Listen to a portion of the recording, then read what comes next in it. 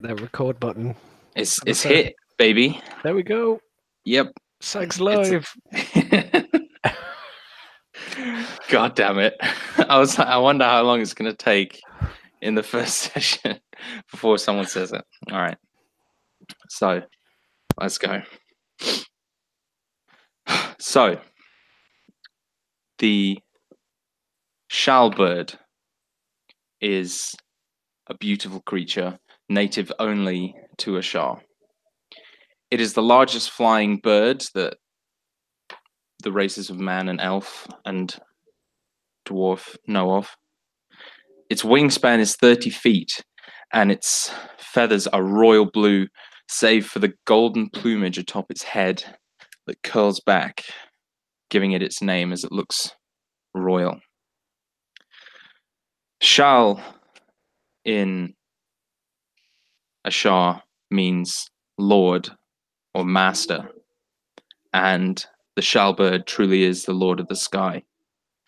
We see one now flying over Ashar, sweeping down over the several markets, smelling the spices and cooking meats. It wheels above the clifftop palace, seeing the beautiful hanging gardens and the oasis beyond, the fruit trees that grow along its shores, and the children playing in the water. Then it turns a different direction, heading slightly west towards an enormous building, the largest structure in the city. A cylindrical arena built of arches and windows. It is the Vicar, and in the center is a sandy circle stained with blood and dead things. It seems like all the city are in the stands, watching the various violent performances put on by the gladiators there. We hear a loud, magically amplified voice that rings out through the stadium, silencing the screaming crowd.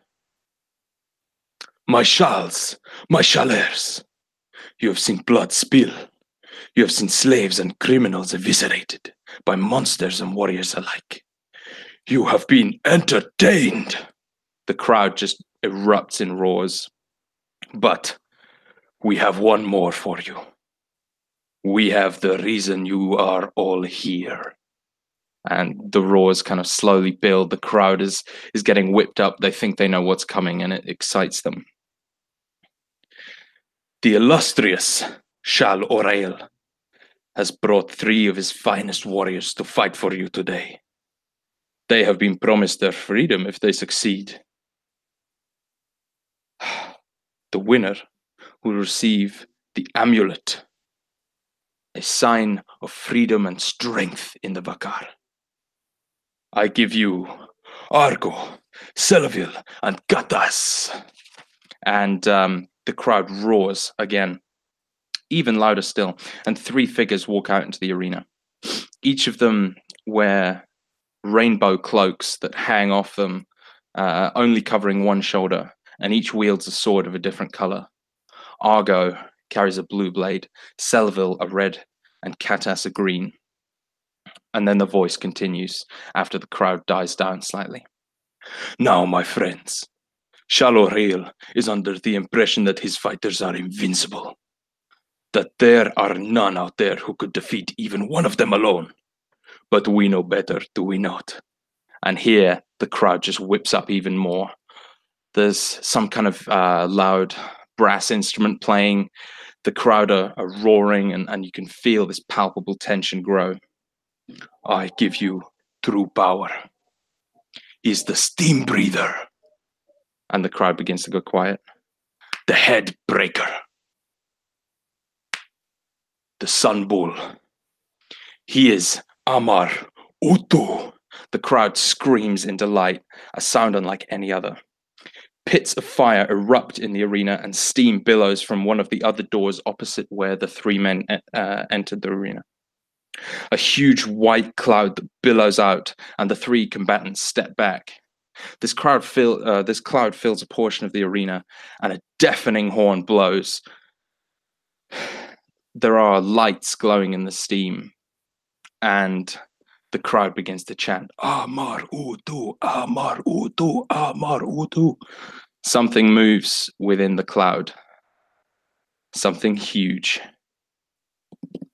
Dan, would you like to describe Makud? Yes, I would.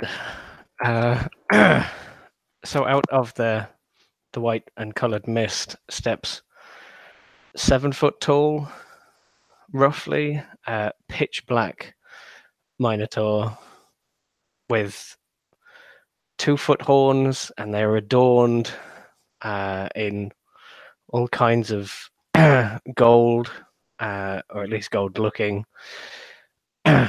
jewels and jewelry, and it's like a web that comes down onto his brow, and he stands in part an orange robe and part like segmented gladiatorial armor, like one arm is armored and one isn't, and he carries what is a huge hammer, just massive, taller than taller than a person, and he steps forward, snorting, as he has done so many times to so many thousands of people. A erupting laugh kind of sounds around the arena as the man speaking, the owner of the Vakar,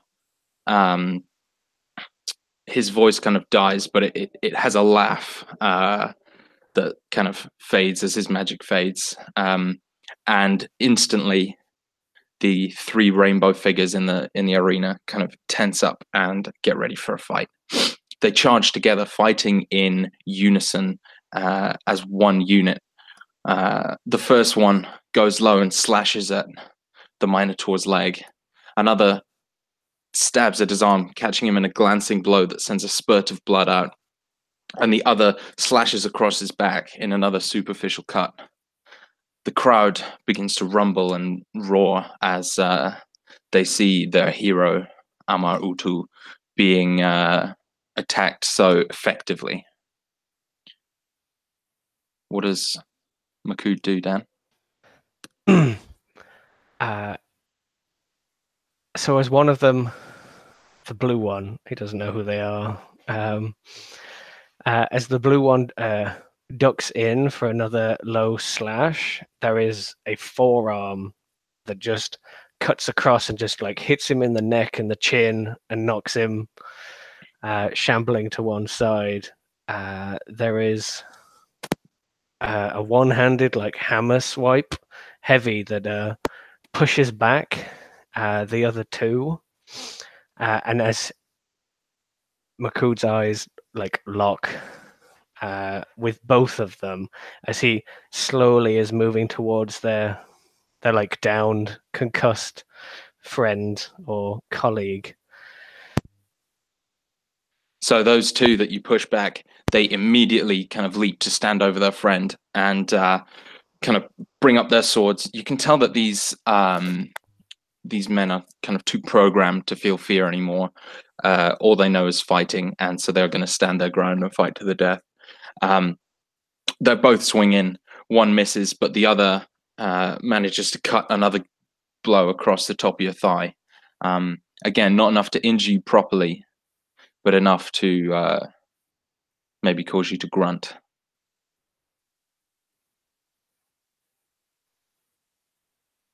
So as they like bob and weave and dive, he and the cutting around him, his eyes are locked on the blue one, who is rising again, but has taken his eyes off for a moment, and there is a step and another step and another step as he gains momentum, and the head lowers and the horns brought to bear on his rising opponent. The man stands and turns and immediately catches a horn in the neck and one in the shoulder. And there's an audible snap as his spine just breaks and he just falls back. The crowd screams in ecstasy, as they always do when Amar Utu uses his horns. But this time is especially potent as they've seen him take rare damage. The other two men, seemingly unfazed, strike at his back, both raining down harsh cuts. There's another wide swing of the hammer, and I think it catches one of them, just glancing in the side, and sends him spinning off. And as his compatriot like turns to see that movement for a moment, there's a huge fist that just comes out and into this guy's face or helmeted head. Yeah. He's not helmeted, but Okay.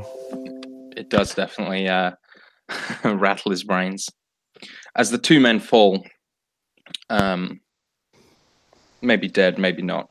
It doesn't really matter though, because at this moment, everything changes. The ground begins to shake and rumble, and the crowd gasps. At first, it's excited as they think it must be part of the celebration of the spectacle, but it quickly turns to panic as realization sets in that this is something else.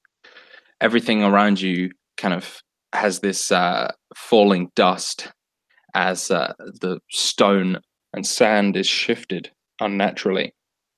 Suddenly, in the center of the arena, a great explosion occurs. Not of fire, but of rock and sand as something crashes out of the ground.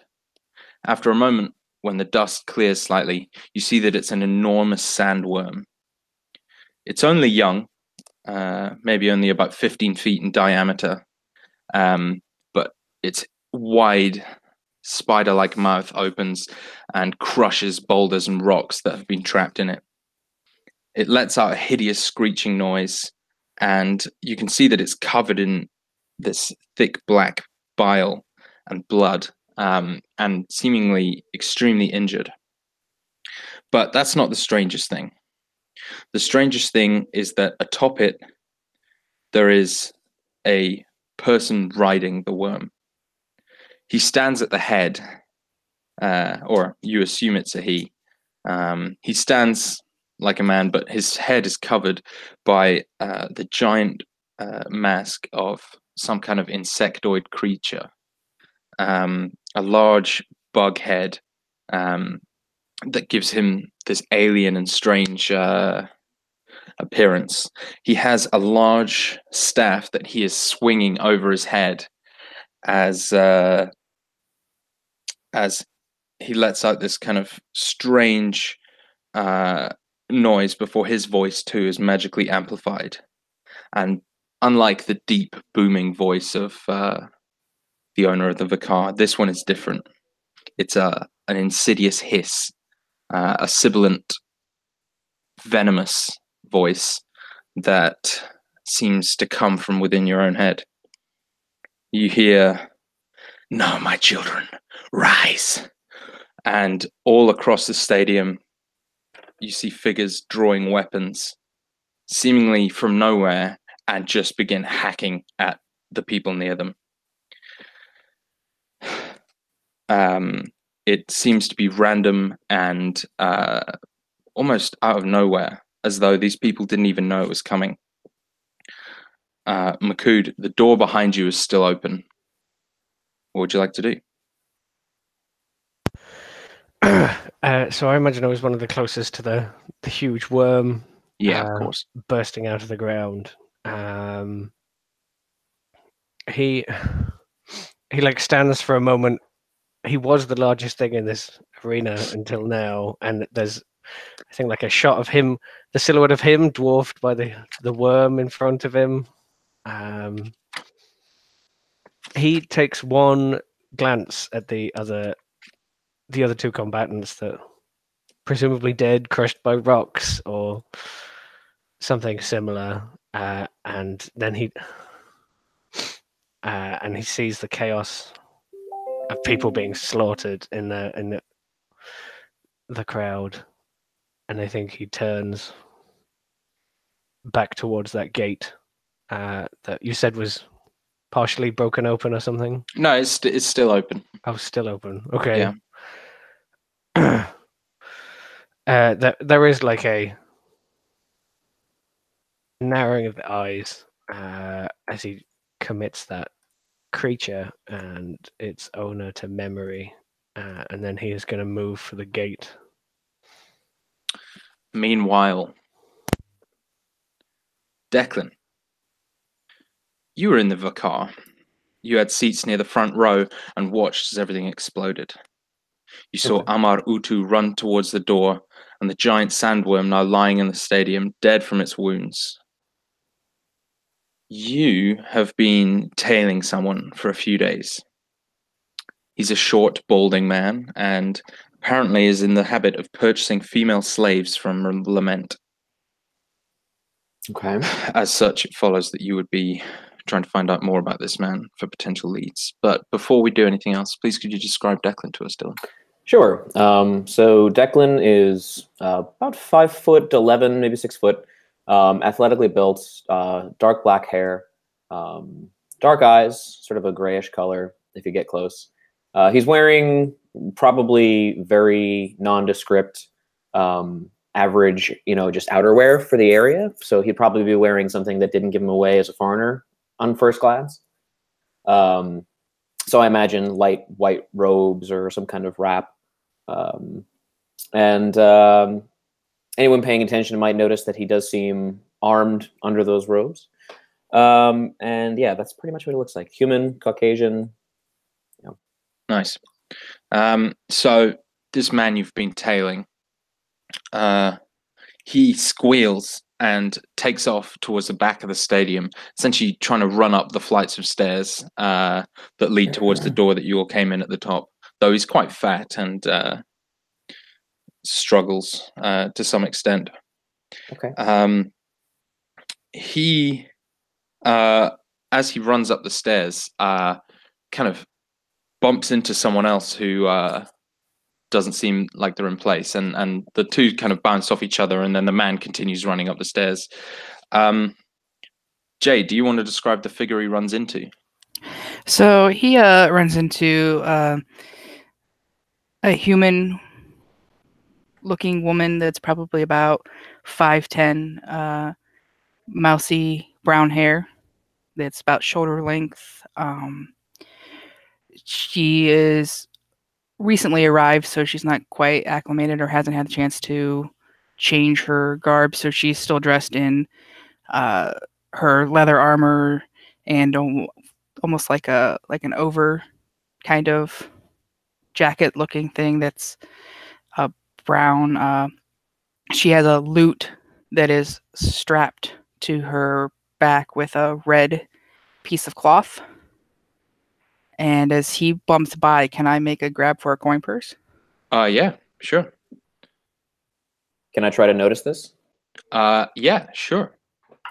It's going to be a natural 20 Ooh. or 24. Okay. Um, Oh yeah, you go. 15 to notice. Okay. I'm going to say you don't notice because she crit. Sure. Jade, sorry, Bryn, you get 85 gold pieces from his Fantastic. extremely large platinum-filled coin purse.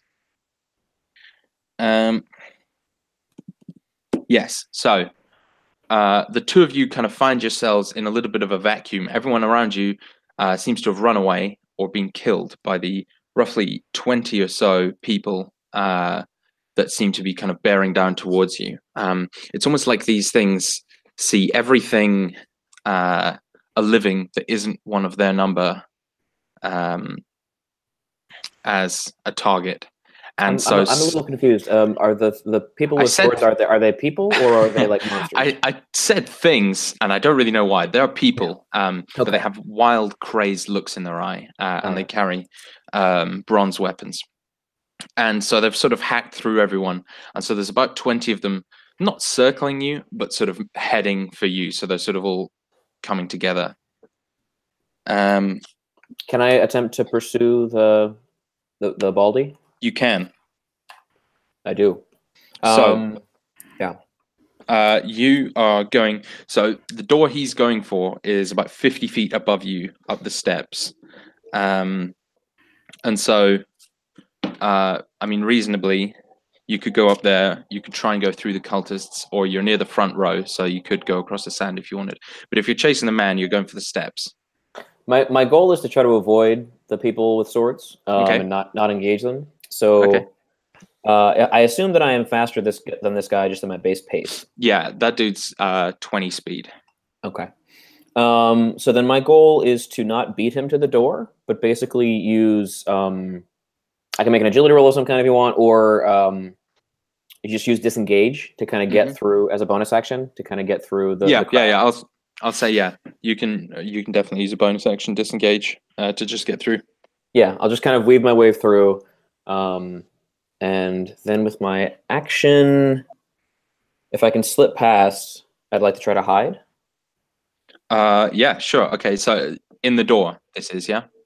When you get inside. Yeah, like try to get as far as I can, and then put myself in a position where I'm out of direct line of sight of anybody, Okay. but I can hopefully still see this guy, or at least know where he went. Yeah, sure. Okay. So the guy kind of runs into the door, or runs through the door, sorry, into this fairly bare kind of landing room. And it's got kind of stairs going down that lead to an entrance. But he's sort of running that direction, but it'll be a while before he gets there. In that room as well, though, is like a large kind of stand with sort of wooden carvings of Amar Utu and various other fighters, and toy wooden swords and that kind of thing. Just things with coordinates sort of covered, and you could very easily hide under that. Okay. You want me to roll? Yeah, go for it. Okay. That is again a 15. Okay, good to know. What's Bryn doing? After liberating Declan's prey of his coin purse, she's probably looking for the nearest exit that she can quickly make her way out of. Yeah, so you're about, we're going to say 15 feet up from the sand pit. So it's going to be 35 feet to get up the stairs. And you will be taking opportunity attacks unless you disengage. Or you could run onto the sand, which is 15 feet away. Or you could just try and, mow through some cultists. Path of least resistance, so probably across the sand. Okay. So you run, you leap the barrier, and you start sprinting across the sand. Your eye is probably drawn to the giant sandworm there. And so if you dash, you will just make it to the door. Or, sorry, you will just make it next turn to the door that Amar Utu just went through. That's the way I'm going. Very well. Can I... So I was moving for the gate. Yeah. And then, like, maybe I hear, like, in the commotion or something, or I look back to see what this insectoid is doing, and I see this foreigner jump down, and is running, like, through the sands of the car. And he stops, like, he's holding the hammer quite high on the haft, and he kind of, like, just turns and, like, narrows his eyes, like, what is this person doing? Like, so I'm waiting until she gets, like, close enough, because I also think she won't know necessarily a way out through the slave pen kind of area. And I'm just saying this. What is the insectoid guy doing in the background? He is cackling madly and kind of swinging his staff around. It doesn't look like he's doing much but he looks sort of like a conductor in front of an orchestra, just kind of reveling in the blood running all down the Vakar.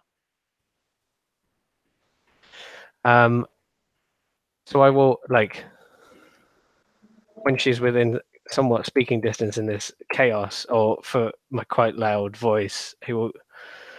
The Vakar falls out, and he like points with the hammer through the gate, like he's beckoning it out of the gate. Yeah, out. Good idea, cowman. He gives you a nod and like disappears in through the gate. So the room that you enter is one you know very well. Essentially, it's a fairly rusted old gate inside the room, like the bars of a jail cell.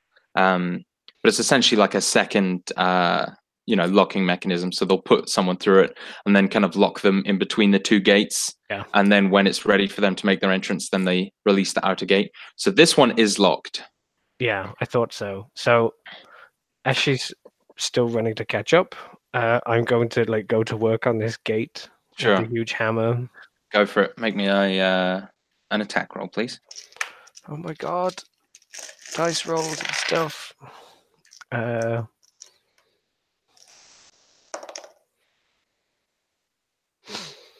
And that's a 14. Okay, that's a hit. Roll me some dams. Okay.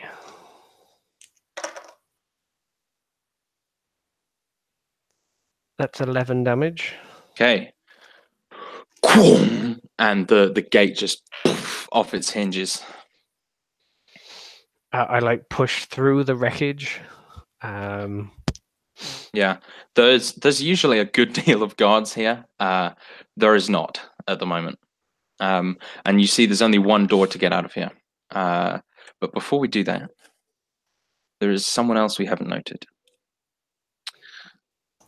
Abrishmina, you are kneeling beside what is now a dead man. You were tending to his wounds, but they proved too much from the previous fight, and he has succumbed.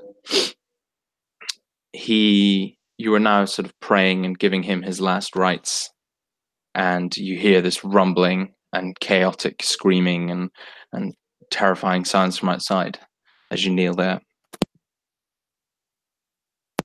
Then you hear a somewhat familiar voice in your head. Abrishmina, stand up. A beast will come through here. Follow him. His thread is woven with yours. Istos has granted he who watches a vision of him. Stand up. Please describe Abrishmina and what she does. Abrashmina is a young Ashar woman, about 5'10", dark Ashari skin, with pale eyes without iris or pupil, dressed in the vestiges of a cleric for He Who Watches. And she stands up at the sound of the voice, her moonlit eyes like turned towards the door in which she feels that the voice was speaking of. And almost at that exact moment, Makud crashes through the door. Or not crashes, he enters through the door. But I feel like you could describe almost any action he takes as crashes. Yeah. He comes through the door with a comparatively small figure in tow. And the two of you see each other. Now, you two definitely know of each other. You've definitely healed Makud's wounds before, though you've probably spoken very little. Mm. Where are Abrashmina's current retinue of guards? They are, well, as far as she knows, whenever they bring her here, they tend to go off and get a drink. They're fairly negligent, so they will be, well, as far as she knows, they would be sort of just outside, kind of where all the guards congregate, having a couple of drinks of Kamfala with the off-duty Vakar guards.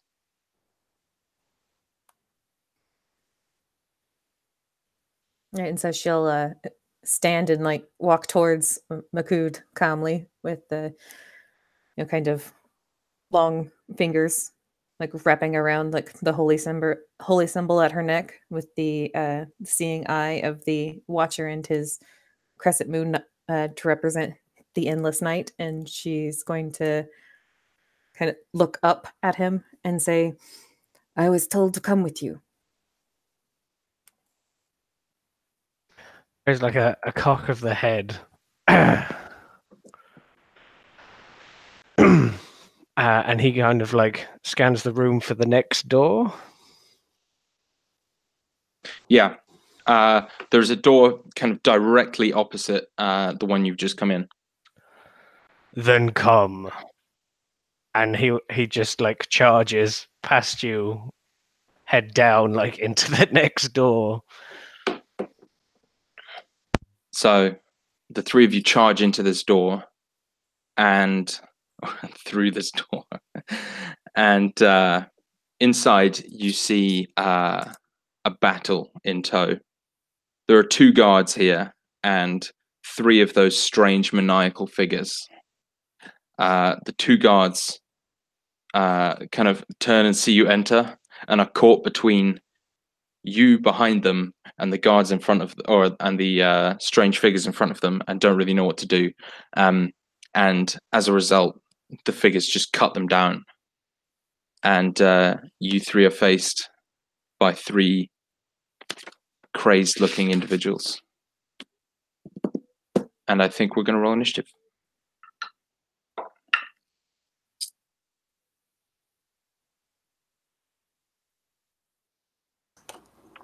$15. 19. 20.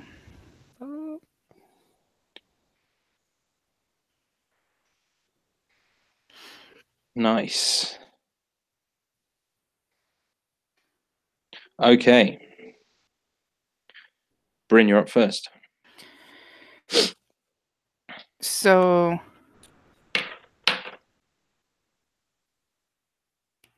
I'm just going to draw my dagger and my sword and just let us through, and no harm will come to you. And then I'm just going to ready in action for when they come near me to attack. All right. You don't get a you almost don't get a sentient response from these people. They sort of look at you, their heads cocked to one side as though they're not entirely human, like a dog does, as though it's trying to understand. And one of them is sort of slightly foaming at the mouth, dribbling. And this woman just begins advancing on you. This bronze, kind of somewhere in between a sword and a dagger, sort of like a messer. And she sort of begins walking towards you. Her body sort of oddly contorted as though all her muscles are tensing all at once. So as soon as she walks into range, then I'll go for it. 15 to hit. 15 hits. For 7 points of damage. 7 points. All right. You slash at her, blood spurts, and it's like she doesn't even notice. Her body kind of falls back slightly, but she shows no signs of pain, only that spitting fury as she continues advancing on you. Makud.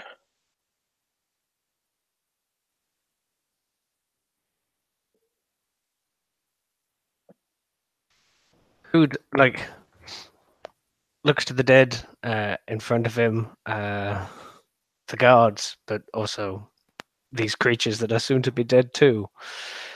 Do I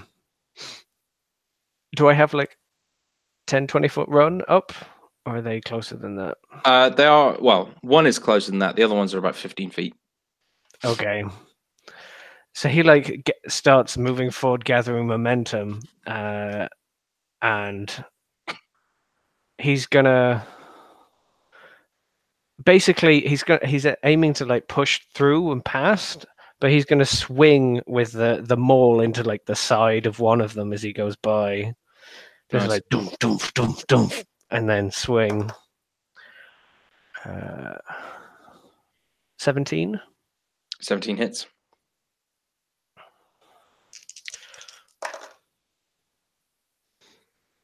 That is, oh, that's a lot. 13 damage. Okay, you kill this guy. Yeah, What does that look like? so I imagine they're starting to crowd in, and Makut doesn't see any like impedance, even with a room full of people there. So he just starts like running at them, and then there's a huge like. I imagine it initially starts two-handed as the maul comes up, and then like as the momentum takes it round, it like stretches out on the one hand, and just smashes into the skull of some guy, and it just like crumples against the wall. And I was going to say, I imagine it's like there's two sounds, it's crack, crack, as his head hits the maul and his head hits the wall. Yeah, and he just crumples. He almost certainly felt zero pain. It was a white flash, and he was gone. Abrashmina. Abrashmina is going to walk calmly forward towards one of the guards that the cultists had killed, and like kneel down and touch one across the head. And when she stands back up, there's blood across her fingers, and she kind of like looks at the other two cultists and said, he saw that, and she's going to cast Bane on the two cultists. That's a charisma saving throw. It's not fear or charm, right? No, it is just a deep Cool. buff. Yeah, you could have just said no. Yeah. 21 and a 9. The 21 passes. The 9 will have to roll a d4 and subtract from attack rolls and saving throws. I can roll that for you if you want. Yeah. Let me know which one that is. The one that Jade or Bryn sliced into. Okay. Who is about to attack right now. Okay. That will be a -2. Okay, so she rolls a 10 overall. That's a miss. So this woman just screeches and swings her blade in a clumsy strike, and you just sidestep it easily. The other one, who was spared Makud's maul, is now going to lunge at him, trying to stab down at his chest while his teeth just sink into Makud's fur and skin. But he doesn't roll very well. 14? Just fails. So Makud, it's it's like being attacked by a squirrel, where it probably couldn't do any damage, but it's not pleasant. As this thing just like, I imagine that he's sort of swinging at you, but it's more like he can't actually get that edge alignment, so it's just you're just sort of getting slapped with the flat of the blade, and its teeth are trying to get into your skin, but just can't, as this thing is just pure hatred. Bryn, it's your turn. Right? Pardon? So bronze weaponry. Yeah, bronze weapons. Yeah. I'm gonna take 2 slices at. One is going to be, I believe, an 8 and a 19. A 19 will hit. 5 points of damage. 5 damage. This woman dies. Would you like to describe that for us, please? So I guess as she lunges at me and misses, I wasn't really expecting that miss, so I whiff with the short sword, but manage to jam my dagger into her chest as she falls forward. Yeah, and she just like coughs up blood onto your front and then just slowly collapses in front of you. And her like hands try and limply grab at your feet, but you just sort of kick your way out of it. Makud.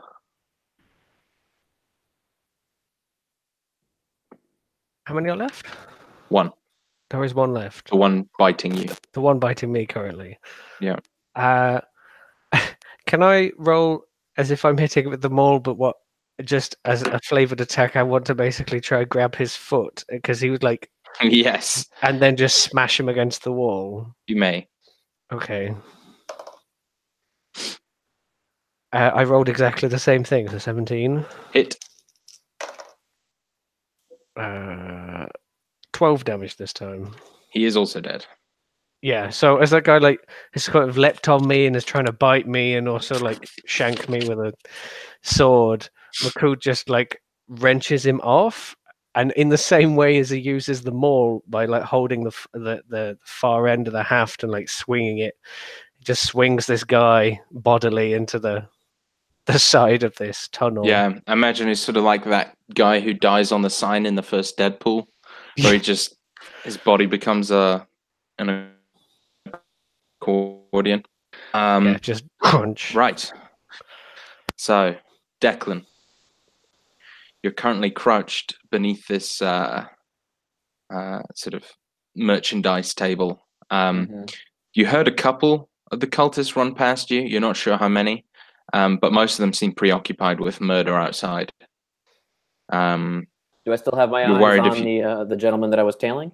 Yeah, he's just getting to the bottom of the stairs now and is about to go out of sight. All right. Once I'm clear and no one's watching, I'll take off down the stairs after him. Okay. And if I can try to, so basically, so I can be sure that I have the picture correct in my head. We went through a door at the top of the stadium. Yeah. And now he's going down. And we were at that level. Some guys ran past us back into the stadium, and he's running down. Not into the stadium, but like outside, kind of. You're entirely correct. Apart from that, the guys you heard were running after him. Oh, really? Or yeah, running his direction. Oh, okay. Well, that's no good. I'm going to try to get up behind them as they're chasing after him and sneak attack them. There's two figures. Yeah, so I guess if I can try to get off a stealth attack or something. Yeah, of course. You have advantage because you're attacking from stealth. Nice. Roll. There we go. That's pretty good. That is a 20 non-natural. Okay, that's a hit. Awesome. Yeah. So out from under Declan's robes, he'll pull out specialized short sword. More or less looks like a early Renaissance era like sidearm that you would use like typically with a rapier, but he only uses that sidearm. So yeah. Dice. That's 15 plus 3 is 18 points of damage to this guy. Oh, the guy's super dead. Awesome. And can I see the guy who was trying to flee? Yeah, you can see him. So he sort of stops and like turns and looks up and kind of lets out another squeak and sprints down. I'd like to call after him and just say, so I speak Ashari, like passably. Is he Ashar? Yeah, he's Ashari. Okay. Then I will call after him in Ashari. Wait, I am sent to protect you. Okay, make me a deception check.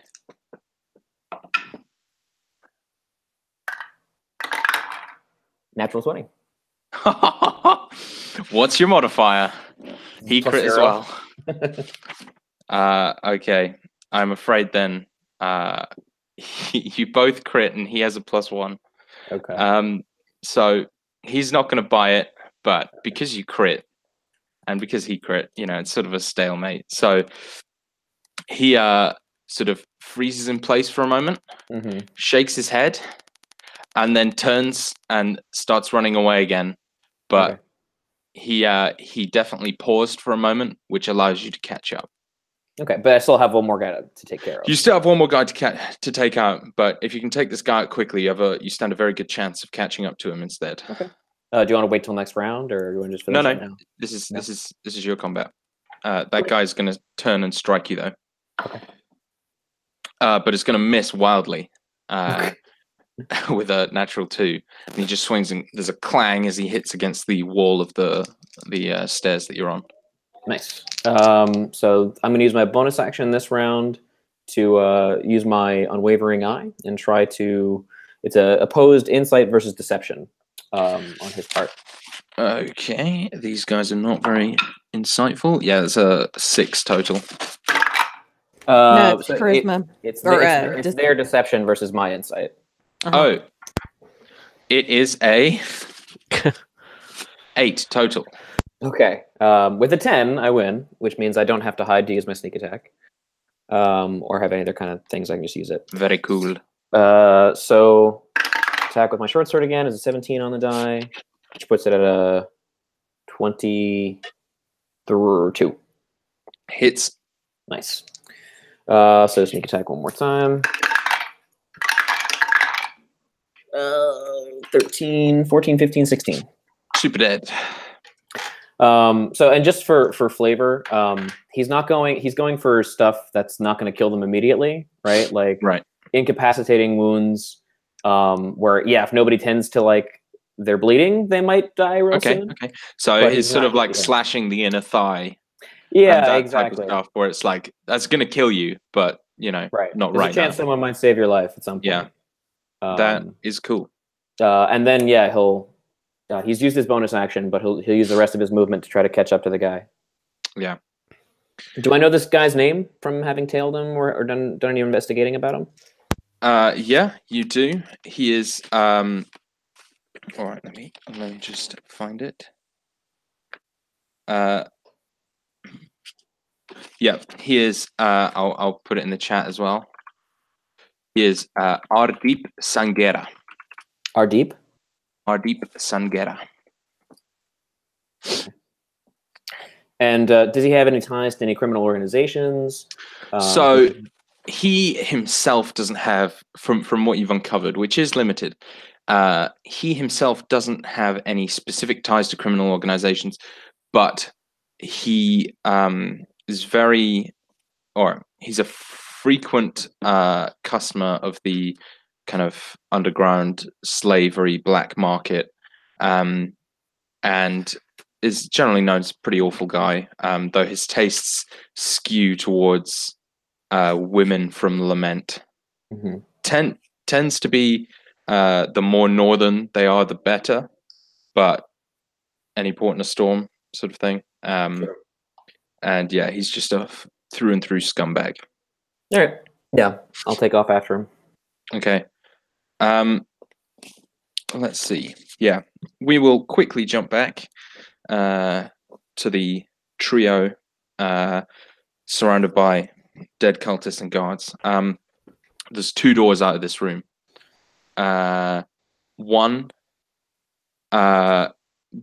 both Makud and Abrashmina would know, is a weapon store, and full of pretty much every kind of weapon, and shields and that sort of thing. Maybe some helmets. It's the armory for the fighters.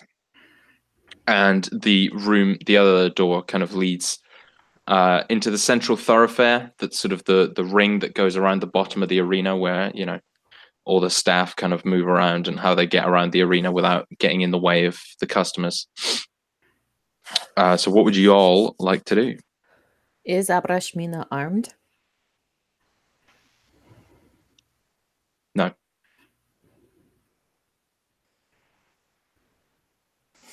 Lots of swords lying around. Mm-hmm. So Makud, after killing that guy and coming to those 2 doors, turns, and not really that much more eloquently than when he was speaking common to the stranger, focused at Mina, and maybe Bryn understands Ashari, at least rudimentary, but he will go. I'm thinking that Mina, like you said, you knelt down to them, and you're probably wondering what's going on to some extent. He goes, "The Bugman made them," and he kind of moves his hand crazy, and he looks to Bryn for assurance. Yeah, she has no idea. He don't Maybe. speak it at all, but No. okay. He Oh, still that's so looks to good. you for assurance. Well, and then looks to Mina. She just kind of nods up at Makud and points towards the weapon store and says, I should get the sword. And heads that way. Yeah. So in there, it's very well stocked. You can have any weapon or shield from the PHB. She will grab an Ashari design weapon. It's kind of like a small like sickle, but it's like the blade is like thick and almost acts like a Like a- kopesh. Like a Kopesh, yeah. Yes. And she's going to be grabbing a kopesh and a shield. Nice. Both are in there. Makud is slightly sad he didn't get to smash through that door. He might do it after she leaves, just because. Well, it was closed. He can burst through it before she goes in there. Like whenever she goes, I need a sword. Is he just going to turn and like kick it down?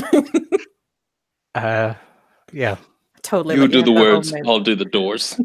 He doesn't even turn around. He just like hoof kicks it from where he's standing, and it just goes. She just walks calmly in, as though she sees like bullmen kick down doors all the time. Nice. You find a very nice Kopesh and shield. The shield has a couple notches in it, but it works. Right. We are going to switch back to Declan. You are in. So you've got down and you're in the aforementioned thoroughfare, where it's this long kind of curving bit underneath the stands, where normally guests and customers aren't really supposed to go. But this guy's run down there instead of going out the front door. So you are sort of there's no one down here that you can see as of yet, apart from this guy. Okay. If on a cursory glance, I don't see anybody, would it take an action of any kind for me to just do a perception check to make sure there's nobody lingering? Yeah, you can do that as a free. Okay. That's going to be pretty good at those. An 18. 18, yeah. You are confident that you and him are alone in the, there's no one within earshot or sight. Okay, I'll move my full movement towards him. Do I catch him? Yeah, you can catch him. Yeah, you can catch him. Awesome. And I'll just say, you've led me on a merry chase, Ardip. And I'll kind of back him up against the wall, sword to my side. I'm here to ask you some questions, and if you give me answers I like, you'll be allowed to go back to whatever it is you're doing. I don't know anything. They weren't mine. It's okay. And he's sort of like chin up, like looking at you, like trying to sort of weasel his way out. I'll say, quite heavily. Calm yourself, my friend, and I'll kind of like give the sword in my hand a flick of the wrist and like splat the blood just across his face. I'm after. Be quiet and listen. Mm-hmm. I'm here seeking a girl from Lament, Dithoinian. Is that how you say it? Dithoinian? Dithoina. Yeah. A lamenter and a Dithoina. Does that ring any bells for you? Shard is full of foreigners. I couldn't pick one out in a crowd. Did you buy her? Which one? I'll describe Etha. Is that her name? Ethan. Which I haven't even really thought of what she looks like. We'll say she's typical leading lady female, blonde and pretty. And I will describe her. I have not seen anyone like that in a little while, but there is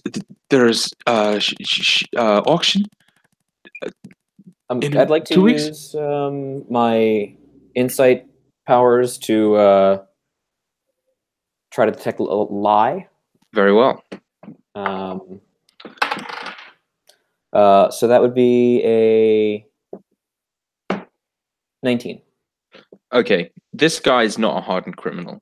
He does not really care about, not ratting anyone out or anything. He is just desperately trying to have you not kill him. And so is just going to spout anything he thinks you might want to hear. And well, so when I ask him specifically about the girl, and he says he doesn't recognize her, is that a lie? He hasn't, or he doesn't recognize her, and you believe him, and you also believe him about the auction. Okay.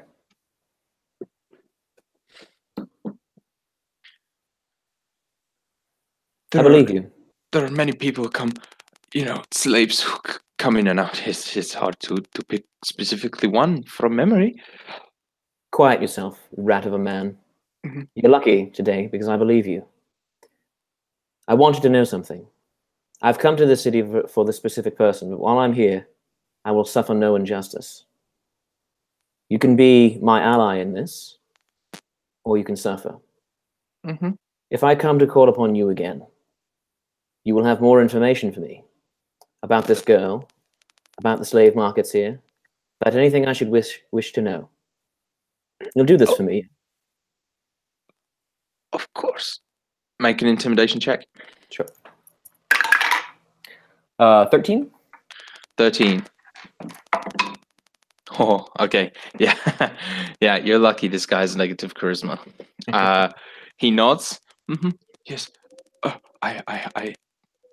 I will. I'll find out everything I can. Good. The girl's name is Ethan.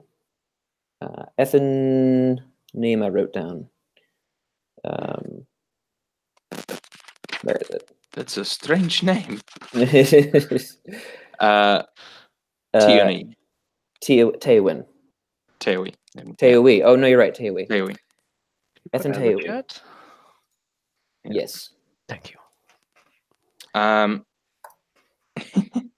Yeah, so he nods, and again, he's definitely just saying that because he's very scared of you, and you think you've scared him reasonably well enough to where he might be able to yield you some results. I'm going to tell him his own address and tell him that I'll see him soon. His eyes just go wide, and his jaw drops, and he just stares at you. Run along now. He nods and begins sprinting in the opposite direction that to the best way out of here. He told me where the auction was, right? I mean, he didn't, but he would have, yeah. Okay. The auction, yeah, I was gonna. The auction is where is it? Oh, yes. The auction is at a storehouse owned by a slaving company in the very skeevy western end of Ashar. Okay. I will go out some way other than the way he went. Okay, so essentially you're in a ring, and he ran left, so you're going to go right. You keep going for a while, and it's kind of a little bit sandy down here, but it's not meant to be. It's just the sand from the arena, and sand gets everywhere. And you come to another small set of stairs, and you enter a small-ish square room. And in this same room, from another door, enter three extremely strange-looking figures. You see Makud, Abrishmina, and Bryn. Pardon me, I was just leaving. Keep walking. Yeah, so you basically, from your perspective, you've come into the room. They come from the door on your right, and the door on your left is the way out. And Abrishmina, you hear another voice, or the same voice in your head. Abrishmina, stop him. Somebody's got a mega clicking noise going on. It's probably me if I can't hear it. Better now. Oh, I know exactly what it was. Do you have your phone over the No. mic cord again? No, what are you talking about? Yeah. Abrishmina, you hear that? Abrashmina will raise a hand and just call out, "Wait, stranger." Not waiting. All right, he runs. I'm not running. I'm just keep Oh, walking. he walks. Okay. Okay. And We follow him, she'll say to Makud. Do you want me to make him wait? Do I hear this conversation? yeah, very, very clearly. I turn back and say, I'm sorry. You understand? There is an emergency here. We must leave. I don't know you. Please don't follow me. And I have a thing covering my face so that I'm not clearly a white person. We leave together. Like Abrashmina says, like calmly.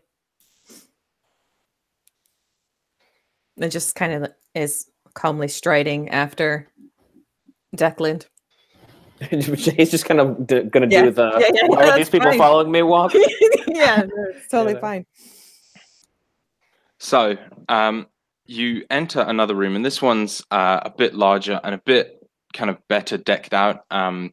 There's sort of a small bar over to one side, not tended, but you know, it's where the guards kind of sit. It's more of a refectory. There's some tables and chairs, so lots of them look smashed, and there's a couple bodies, guards and otherwise, lying around. You hear a frantic voice from one corner. It says, "Amarutu, wait, Amarutu!" And you all sort of turn at once to see a very tall, beer belly, kind of very thick beard, bald head, lots of earrings, and a small nose piercing. Ashari. Yeah, Ashari. Very, very thick brow. Makud and Abrishmina would recognize this as Shal Ab Ajana, who is the one who owns the Vakar, the one who is making the announcements for Amar Utu before, an extremely wealthy businessman, the Vince McMahon of the Vakar, essentially. And he sort of runs up and grabs you, Makud, by the arm. Says, you can't leave me. Wait.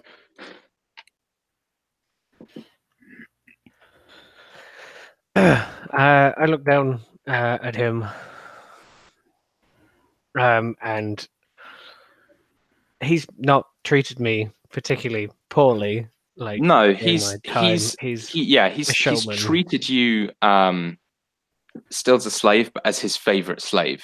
You know, he lets you drink and he gives you gifts, and sort of he likes being the carrot, to the carrot and stick kind of thing, where he likes to be like, this is my special champion. You know, sometimes he'll go out and have you come with him so that he can like show off his fanciest sports car type deal.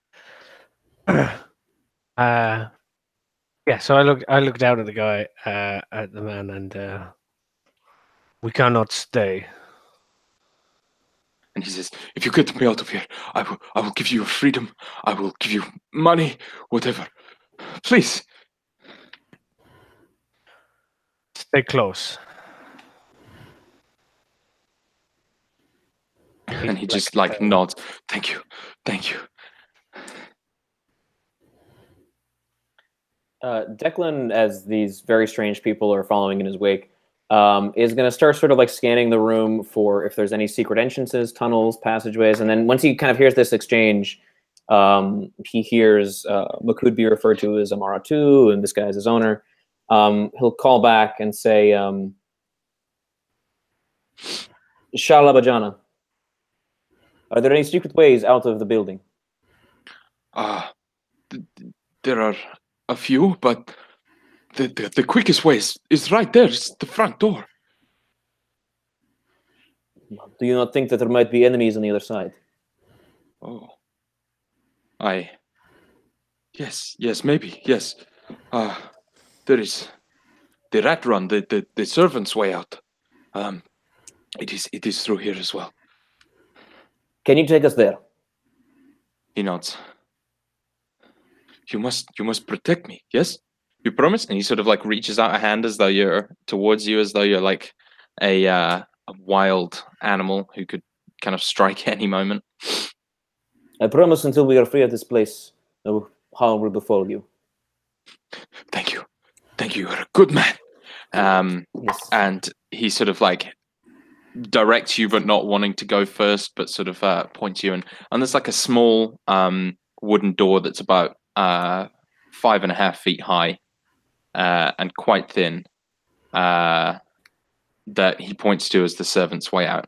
Okay. Would Declan will check. Abrashmina recognize this path as like a way that perhaps like, she and the guards she's use? probably gone this way a couple times.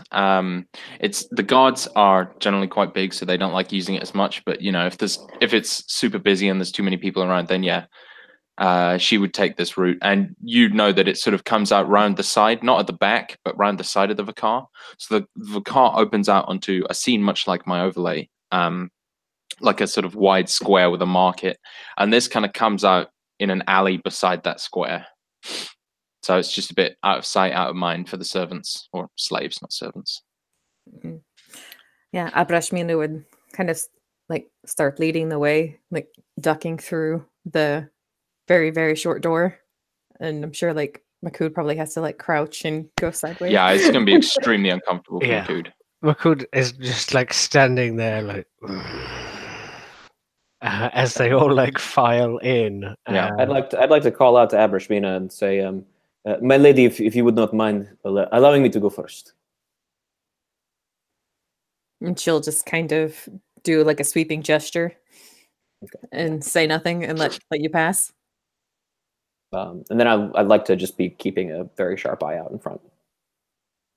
Yeah, and so this way kind of winds around, and eventually, it kind of opens out into this sort of small room. It's a storeroom with some barrels and that sort of thing. Yeah, what were you How going long to was say? this passageway? Like how long were we in it for? Like several minutes? Yeah, you'd be in it for like 2 or 3 minutes. I think it's some point like Abrashmina would kind of in a low whisper say what has been going on. What are you asking? The group. The voice. Oh. So are you whispering it? Okay. Yeah. So under your breath. So these guys maybe. I mean, they could try and hear it if they want to. I always want to try to hear it. Does a 24 hear it? I would say, yeah, 'cause she rolled a 6. Oh, So whatever. Yeah, probably all everybody of our heard passive it. perceptions. Yeah, yeah, passive perceptions I rolled alone. with it too, so Yeah. echoes down the So you guys corridor. hear it, but Abrashmina, you just hear there are many things afoot for you. You will learn more. We are not going back to the temple. Because we don't know you're speaking to a voice. Yeah, exactly. You just hear like a growl from like far way behind you. Like there's horns like scraping and stuff, and it goes like, "I told you, the bug man. You make them crazy." He's right. A sandworm with a man riding it wearing a bug mask. Declan's going to shout back, "Will all of you please be quiet?" Oh, sorry. I just want to get out of here. Yeah, so trying to keep everybody quiet so they don't draw too much attention on us. Do we make it? So we say we make it into an open room. Yeah, so it's a small room with kind of wine barrels and a few bottles lying around, and just sort of like an extra place to store stuff for the servants. Is there I ask either of the people that seem to know what's going on, does one of these doors lead outside? Yes. Abrashmina will point. I'll go to the door and press my ear against it and listen.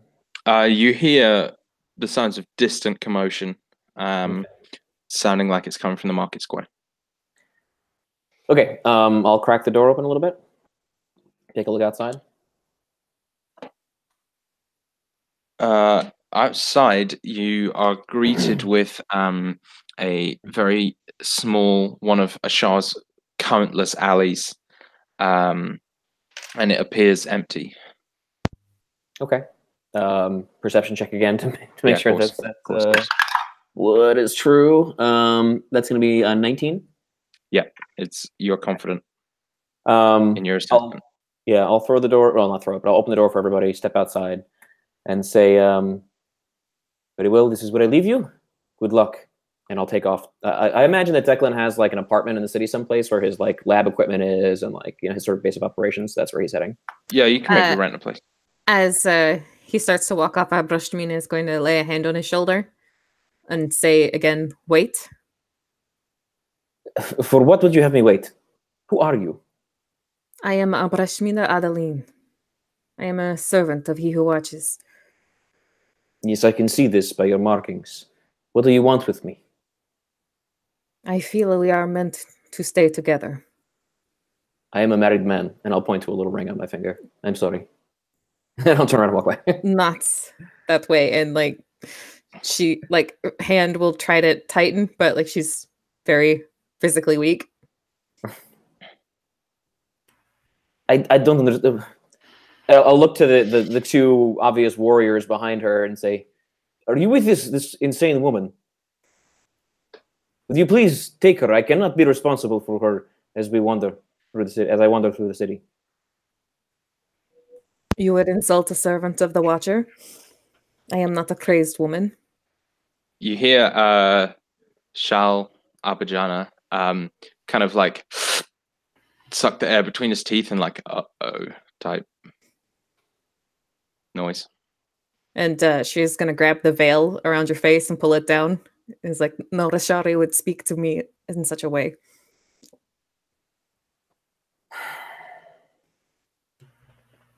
If you were Rashari, I would call for Afshal. Instead, you are just a foreigner insulting me. If I've given any offense, my lady, I do apologize. However, my business is not yours, and I would appreciate it very much if you would leave me to it. I have a feeling that our businesses are more entwined than you may think.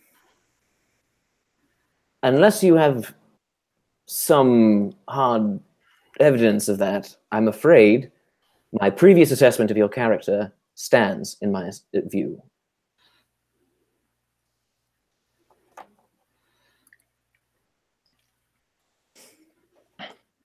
And like the hand will fall and like no hard evidence. Very well. As you say, I am not a Shari. So your gods, great though they may be, are not my gods. Good day. Sorry, Rob, I'm making it difficult for you.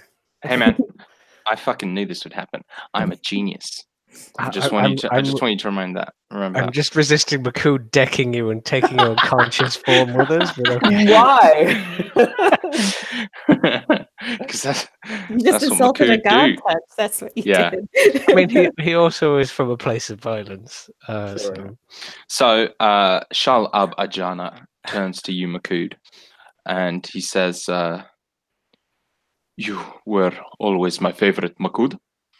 And the fact that he's addressing you as Makud rather than Amar Utu is like is like real talk rather than, in public he would always refer to you as Amar Utu.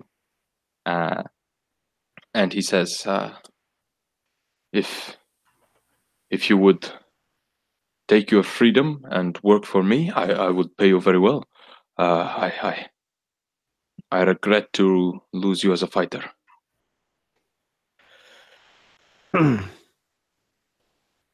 Are there like cries of attacks in the distance or ruckus in the marketplace? There is some ruckus, but it seems mostly died down by this point. A Shah has need of more blood to be spilled. Yes. He sort of gives a sideways look to Bryn, and then says, "Well, I promised you your freedom." And he holds up a necklace, and he, or on it is you would know it as the amulet of the Vakar, and it essentially proves your freedom. It's gold and in the shape of a glaive set with an emerald.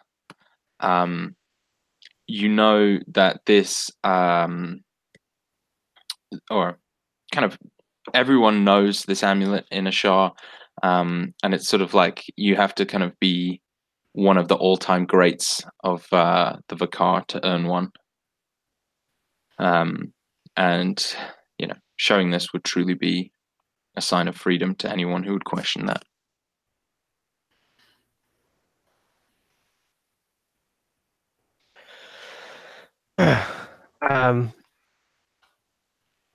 He takes it and it is tiny, I imagine, in his huge hands. Is there like a clasp or anything? Yeah, so it's a necklace. So you wear it around your neck if you were a normal entity. I don't imagine it fits me, so what I'm going to do is put it More of a around choker. one of his horns at like the base. Love it. Yeah, he like hooks it around his horn or something. I am free. But you could work for me. There are lots of things that I need you to do, or I could pay you to do. Does that sound good? Sounds good, doesn't it? Could like stand a little taller if that's possible, and like takes in like a really deep breath. Money sounds good. That's good. That's very good. You okay. And he sort of like looks around, and he says, "You listen to me, Makud. You will take me to my house. Yes." And I've done that before. I've been Yeah, just parading me sometimes. around or whatever. And these two? I don't care. They can do whatever.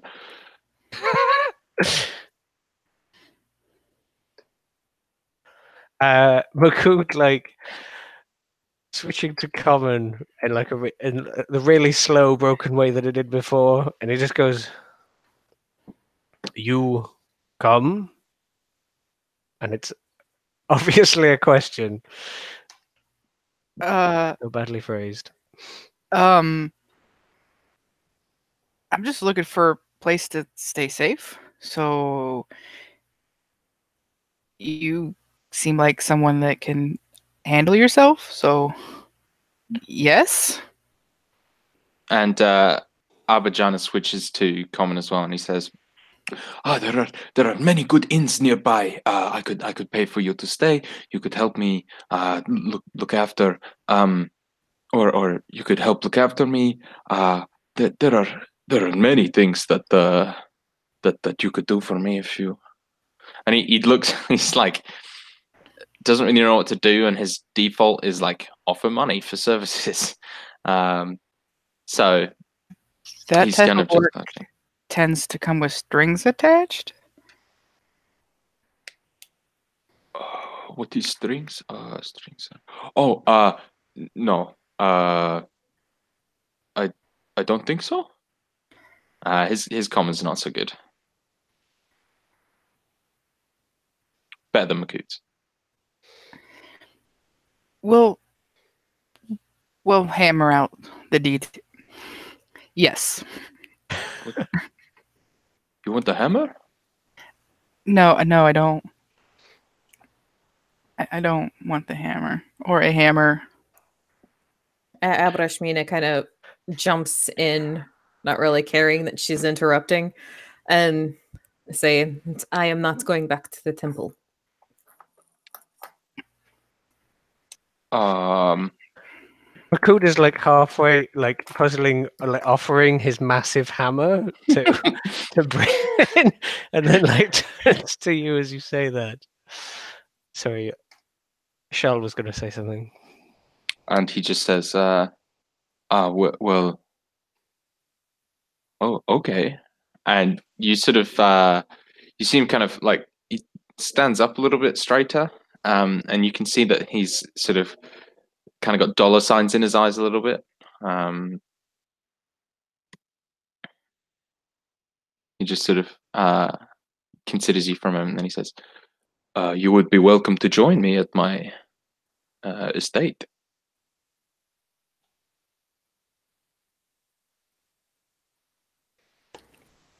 I will stay with Makut. Very well, very well, very well. He seems emboldened by this. Well, my friends, this way. And he'll sort of turn and start leading you kind of towards his enormous house. Switch to Declan. So Declan, you live on the eastern side. You're renting a place from a very skeevy couple who definitely didn't get this house by any fair means. But it does for now. It keeps the guards don't come by, so you're left to your own devices to do your many experiments. And as you're heading there, I'm going to need you to make a perception check, please, sir. You betcha. It's like all I do. And 18. 18. There's someone following you, and most of the areas you've been walking in are fairly crowded, but this figure is extremely easy to notice. For one, he's not a Shari. For another thing, he is wearing a giant purple gambler hat with a bright green feather sticking out of it and a lilac cloak. And he's a pimp. He definitely has some pimpish vibes. Hindsight. And he's got this very well manicured facial hair, sort of like a musketeer style look. Sure. Actually, a kind of musketeer style look in general, I suppose. He does have a rapier at his hip, a lute over his back, and he's following you. And sort of, I imagine, just force of habit, you kind of walk with one eye, looking over your shoulder every so often, and you see the hat sort of bobbing through the crowd following you, and you get onto a sort of slightly less busy street, and you look behind, and he just catches your eye and tips his hat and continues following you. I'm going to duck off into the alley and attempt to conceal myself against the wall, wait for him to come up, and then I'm going to kind of try to get him up against the wall with a sword point under his chin. Okay. So he kind of walks around into the alley and looks extremely nonchalant. You throw him up against the wall, sword point under his chin, and he looks like, he's having breakfast. Is there something I could do for you, friend? Well, maybe something we could do for each other. That may be. Why don't you start with your name and why you're My name is... Well, normally I would take the hat off for an introduction such as this, but I'll take my sword and take his hat and flick it off. And he sort of like inclines his head slightly and says, "Thank you. My name is Aman the Mockingbird. I am many fingers, many pies. You understand. But so you're a criminal.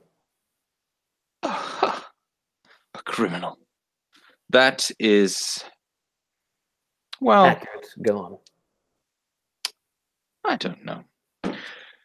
We do break the laws, but we do so from a place of justice and honor. And We are impressed. Grins. Inside check him. Inside check away. Ooh, that's a 19 with a +6. Yeah. He is very, very good at lying, you think. But he does genuinely, he has this very cavalier flair about him. You reckon he's almost certainly from the Triumvirate, who are all very flowery and like poetry. And you reckon that country? The Triumvirate is a country, yeah, so Averia, Ethra, and Fola. It's right down south. It's one of the nearer places to Ashar. And it's it's basically Italy, so it's all old buildings and tasty food and all that sort of thing. Like south of De'Thoin, isn't it? Yeah. So well, it's yeah. And I'll say to Amon, you know, for a pursuer of justice, you're a shit pursuer. I saw you coming a mile away. You think that if I was trying to hide, I would be wearing this? No. Fair point. I'll step back and I'll put the sword away. Thank you. Pick up the sack, give it to him. Yeah. He accepts it graciously, kind of dusts it off. You see a little hint of magic that cleans it, and he replaces it on his head, kind of fluffs out the feather. No. Here is the information I can give you now. If you're interested in more, we can absolutely tell you more. But I work for an organization. That organization will go unnamed for now. He gives you a sort of cheeky look through his eyelashes. But we are seeking to end some of the more unsavory practices around here. And we would be interested in your services. You would be interested in our information and our money. And I think we can do business. All right, that's intriguing. Where can I find you among the Mockingbird? I'm obviously fairly low in the organization, but... Well... Really? A man with your hat? I wouldn't have guessed. It is a nice hat. Made by the Dorelli brothers, actually, and he like takes it off to and then puts it back on, realizing that you actually don't care. Well, anyway, well, if you're interested, I will report back, and our people will be in touch. So, are you saying you know where I live and can find me? Yes. Well, then I suppose I'll have to move, but I will have my landlords be ready to receive my mail when I come to pick it up. Well, that's all good, but, you know, we have places for you to live if you're interested in working closely with us, but we can... Well, it seems a bit premature, considering I don't know you or your intentions. Of course. We can hammer out the details later. And he gives you like a half smile and a wink. I'll be seeing you, Mr. Core. What if I see you first? Mm-hmm. I'm sure you will. And he just like sweeps around the corner. Damn city. I'll head off towards my apartment and start thinking of places where I can move my shit. Cool. Switch back to the trio of terror. So you guys are kind of heading through some of the more populous, kind of rich, fancy areas. You walk up past the palace, which is sort of all the wealthy people live fairly near the palace. And so you're sort of up that region, and his house is enormous. It's this giant estate with these kind of lovely water gardens all around it. And he heads inside, and you can see that he's got 3 or 4 guards like waiting to receive him. And he kind of gets to the door, turns, and says, "Well, Makut, Bryn, thank you so much for all your help. You are due payment. I will have you paid. For now, it is goodbye. I'm sure you can find somewhere to live. Though, Miss, Adeline, it would do me great honor if you join me for dinner this evening.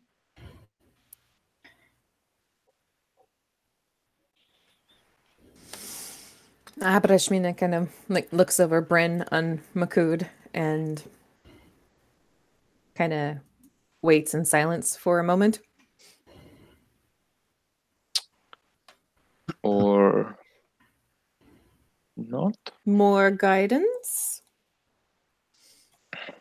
You don't hear anything else? Mm.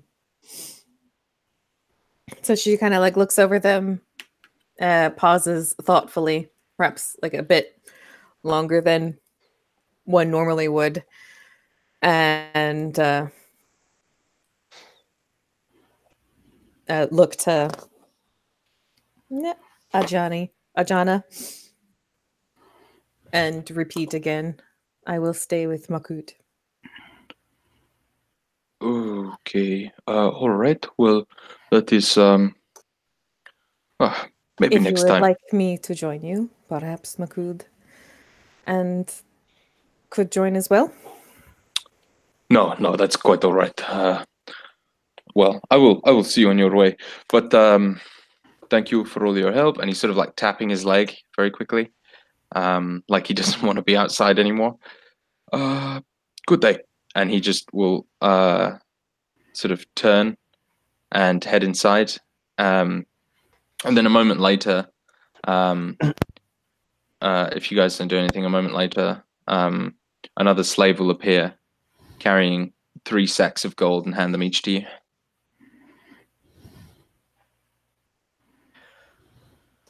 Inside is 200 pieces.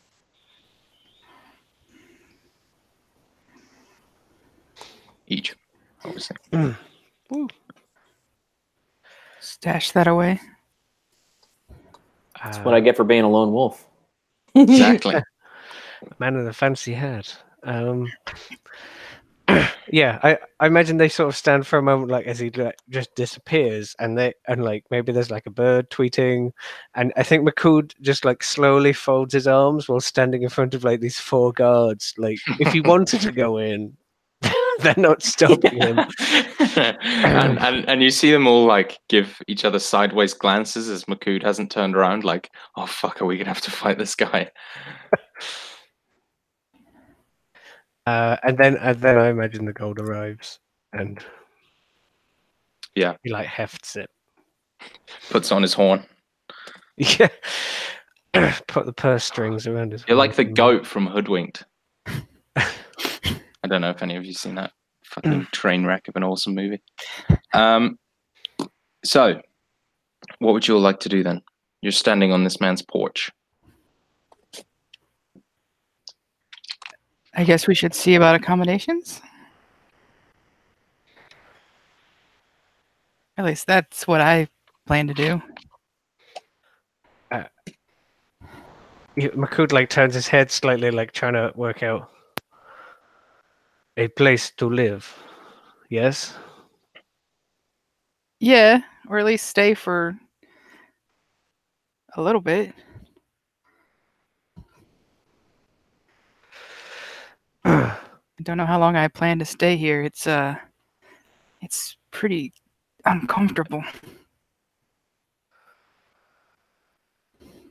You should dress like, and he kind of, points out himself and the guards and Mina and like the people passing by, and like they're all in loosely fitting kind of robes.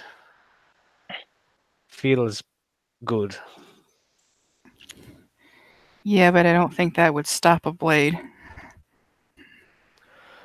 You could also get Oasis at Night Charm. They're quite popular with foreigners. I guess They a keep you cool. foreigner. I guess foreigner's better than gutter rat, or at least I think that's what that person was calling me. All right, so a place to stay, and then this charm thing. How expensive are those? They're not too expensive, like 3 gold ish. Mina shrugs her shoulders. She's never had to pay for them before. Makood's like made for this weather. We Makood's eating the gold, thinking they're crisps. we can find you something. I know of tavern. So you actually know of 3 nearby. Ooh, those are 3 things. There are 3 places nearby. So the cheapest are the bunkhouses, which is essentially a large, cool building full of hammocks, basically like a shitty youth hostel. Very, very basic, like shared bathroom, rubbish. Then the next most expensive is the Shrieking Eel, which is just sort of foreigners welcome type tavern, with a very, very greedy man who runs it. And Those are the Shrieking Eels. Yes. Emily, is that you? And the most expensive is the Shalfidi, which means the silver shawl. And the only thing you really know about that is they're not overly fond of slaves there, or slavery in general. What was the basic hammock hostel? The bunkhouse. The bunker. Well, I am no longer a slave, and the foreigner probably not a slave. From You could tell, so you can always tell if a human or a humanoid who doesn't have fur is a slave, because they will have a brand under their left eye. okay, Abrashmina has one under her right because she's, well, not a slave. She has been marked by her temple. Yeah.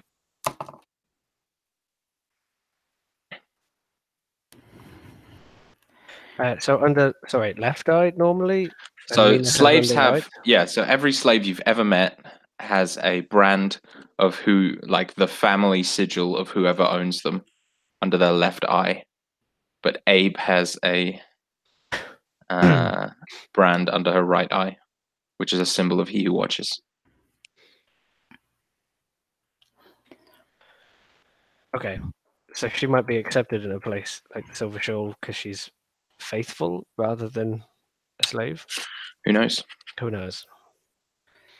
So if I were going to invoke my background feature by popular demand, which of those inns would probably be more likely to accommodate a performer? Okay.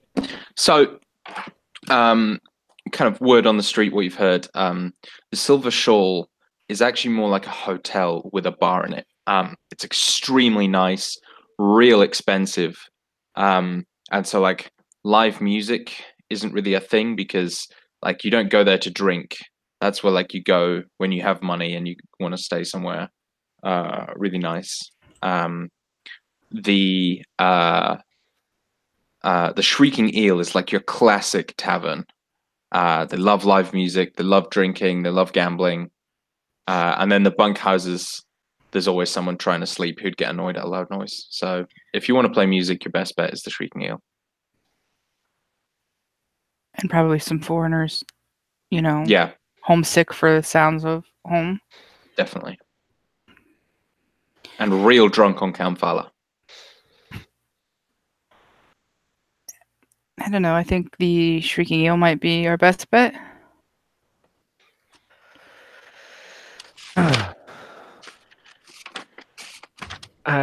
Makood kind of like is making kind of very slow mental arithmetic with all of the options that he gave. The eel. I'm less likely to stand out in a place like that. And I'm trying to keep a low profile. Makood will stand out no matter where we go.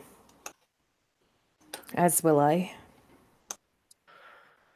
And he like turns and like looks down at you, and there's like a bit of a smile.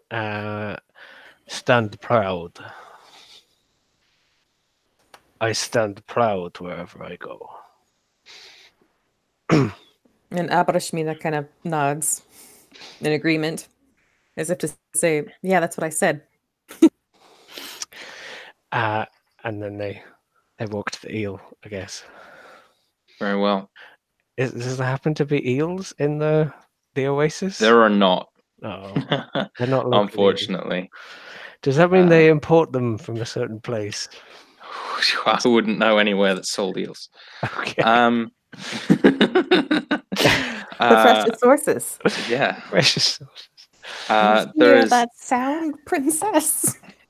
so the Shrieking Eel Inn, a small white building with a teal dome atop it, tiny little windows, and there's like it looks like there's smoke coming out, and that is all just the like hookah inside.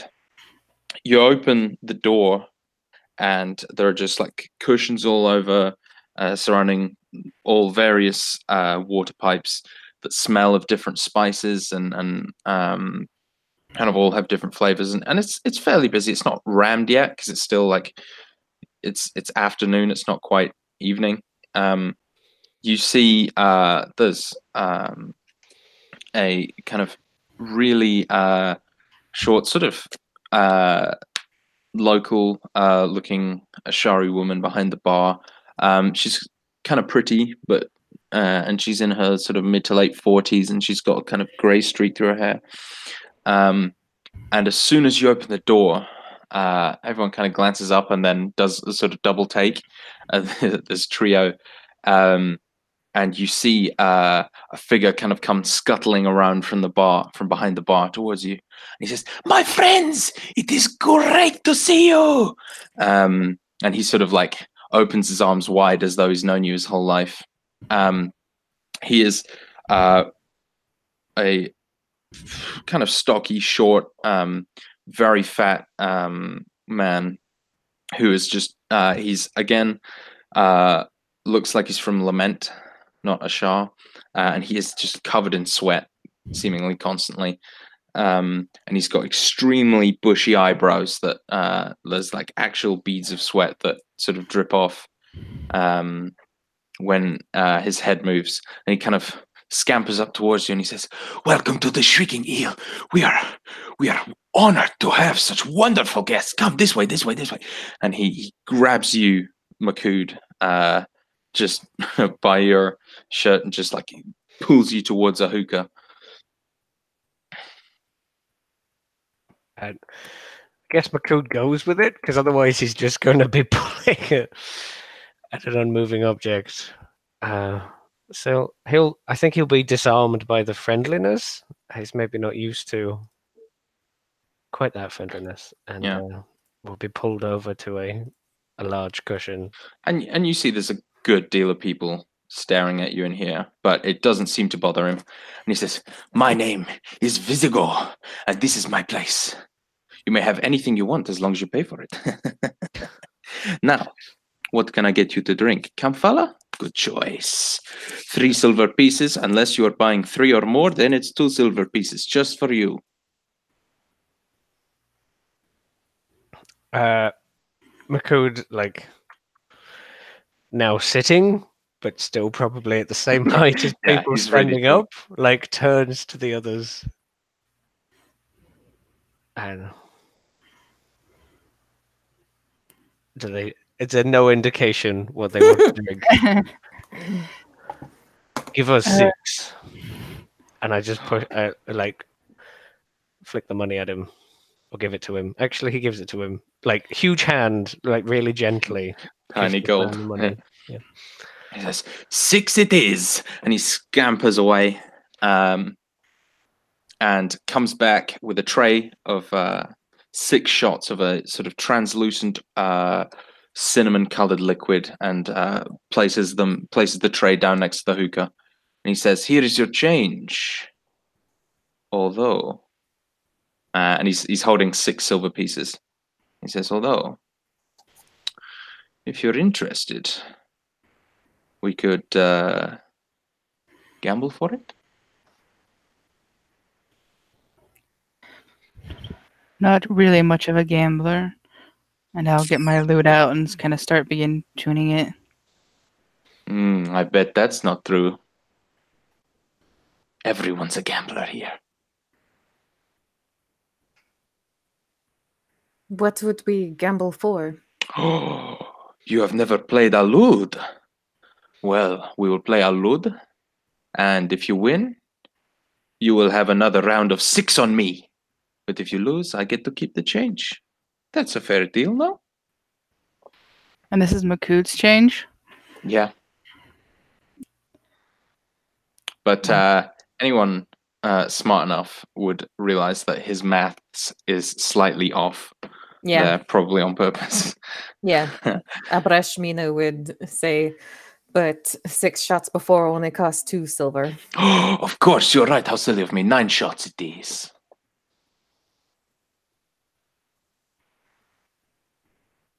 That's still off, isn't it? Yeah. And Abrashmina it's will not. oh no? No. 6 for Yeah. 3, and then No, it's 2 9 silver. for 2 silver for oh. 3. If he gave him 1 gold, and he said 6 shots, that's 4 gold. That means 6 remaining. And 3 is 2 silver. So that's 6 silver. 6 plus 4 is 10. 3 plus 3 plus 3 is 9. I trust you, Rob. Okay. I don't know what you guys are ordering. These 6 are for me. Makud is kind of like bemused a little bit, sitting in this pillowy room with all these smells and stuff, and he doesn't know that math. He's just he's like looking to Mina, like if she says it's okay, then he'll play the game, or that it's in our favor. If he's looking at her in any way, she'll just say for 6 or for 9 is fair. Only in the actual accent I've been using this game, not whatever that was. Sounds great, see? You're fine. Thanks. No Thanks, worries. man. All right. What did you say? Allude? Al-Lud. Allude. Allude it is. Okay. How do you play? It is a dice game. And he pulls out a set of 3 dice. And he says, we will see. I will go first. And so what I'm going to need you to do is very simply roll 3d6 and take the highest. And it's best of 3. And then if they draw, then you take the second highest. And if they draw, then you take the third highest. Okay. So he's going first, is he? Yeah, so he got a 5, a 5, and a 3. Jeez.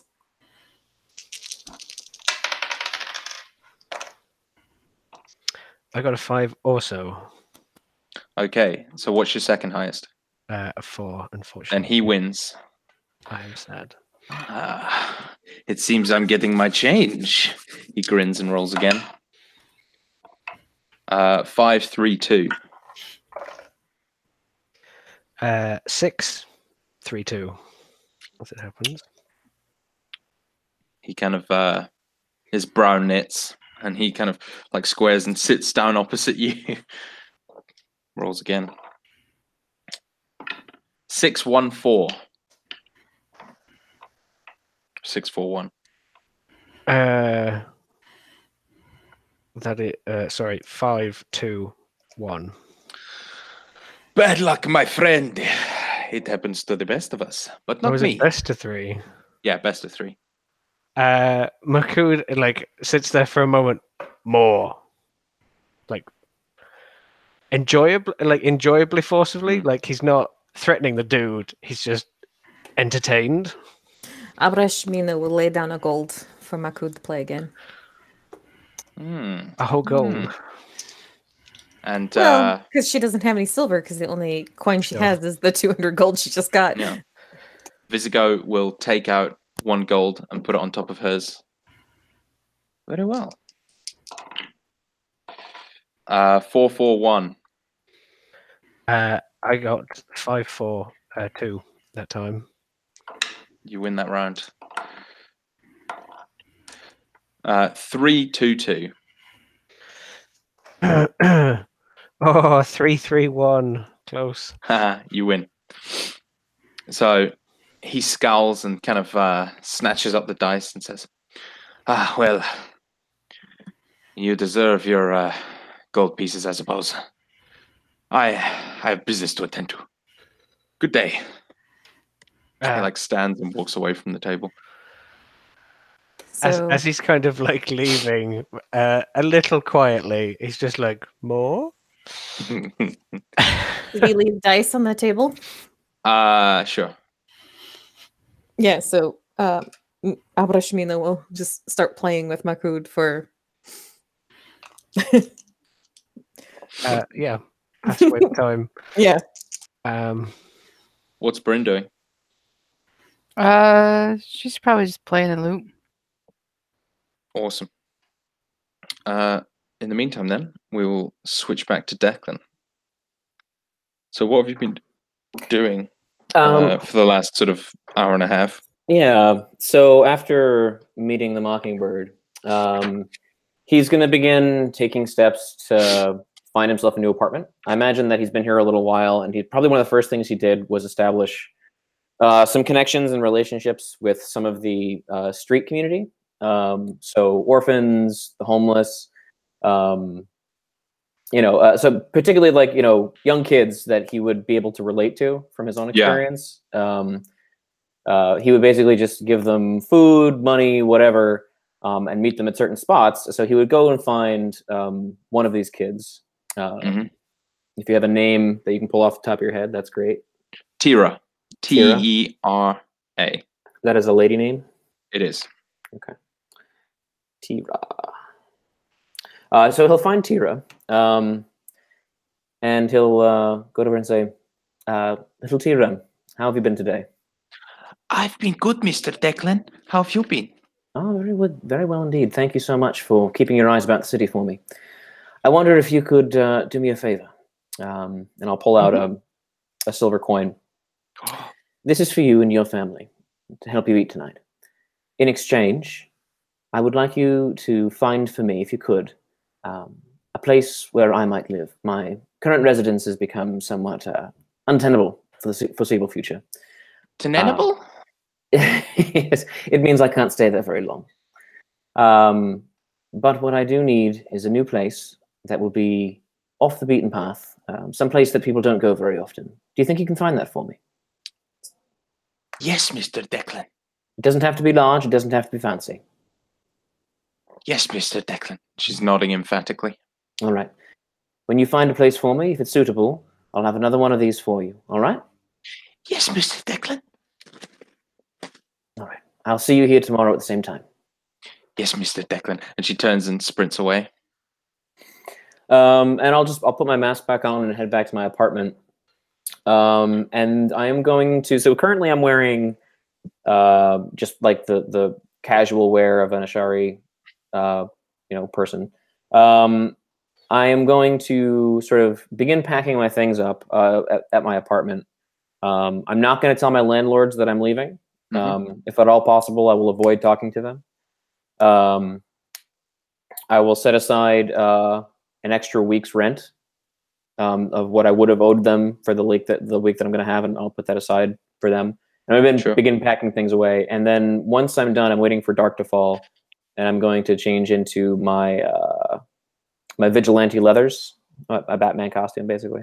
So it's just set of leather armor with some, personal enhancements to make it a little better at blending into shadow and things like that.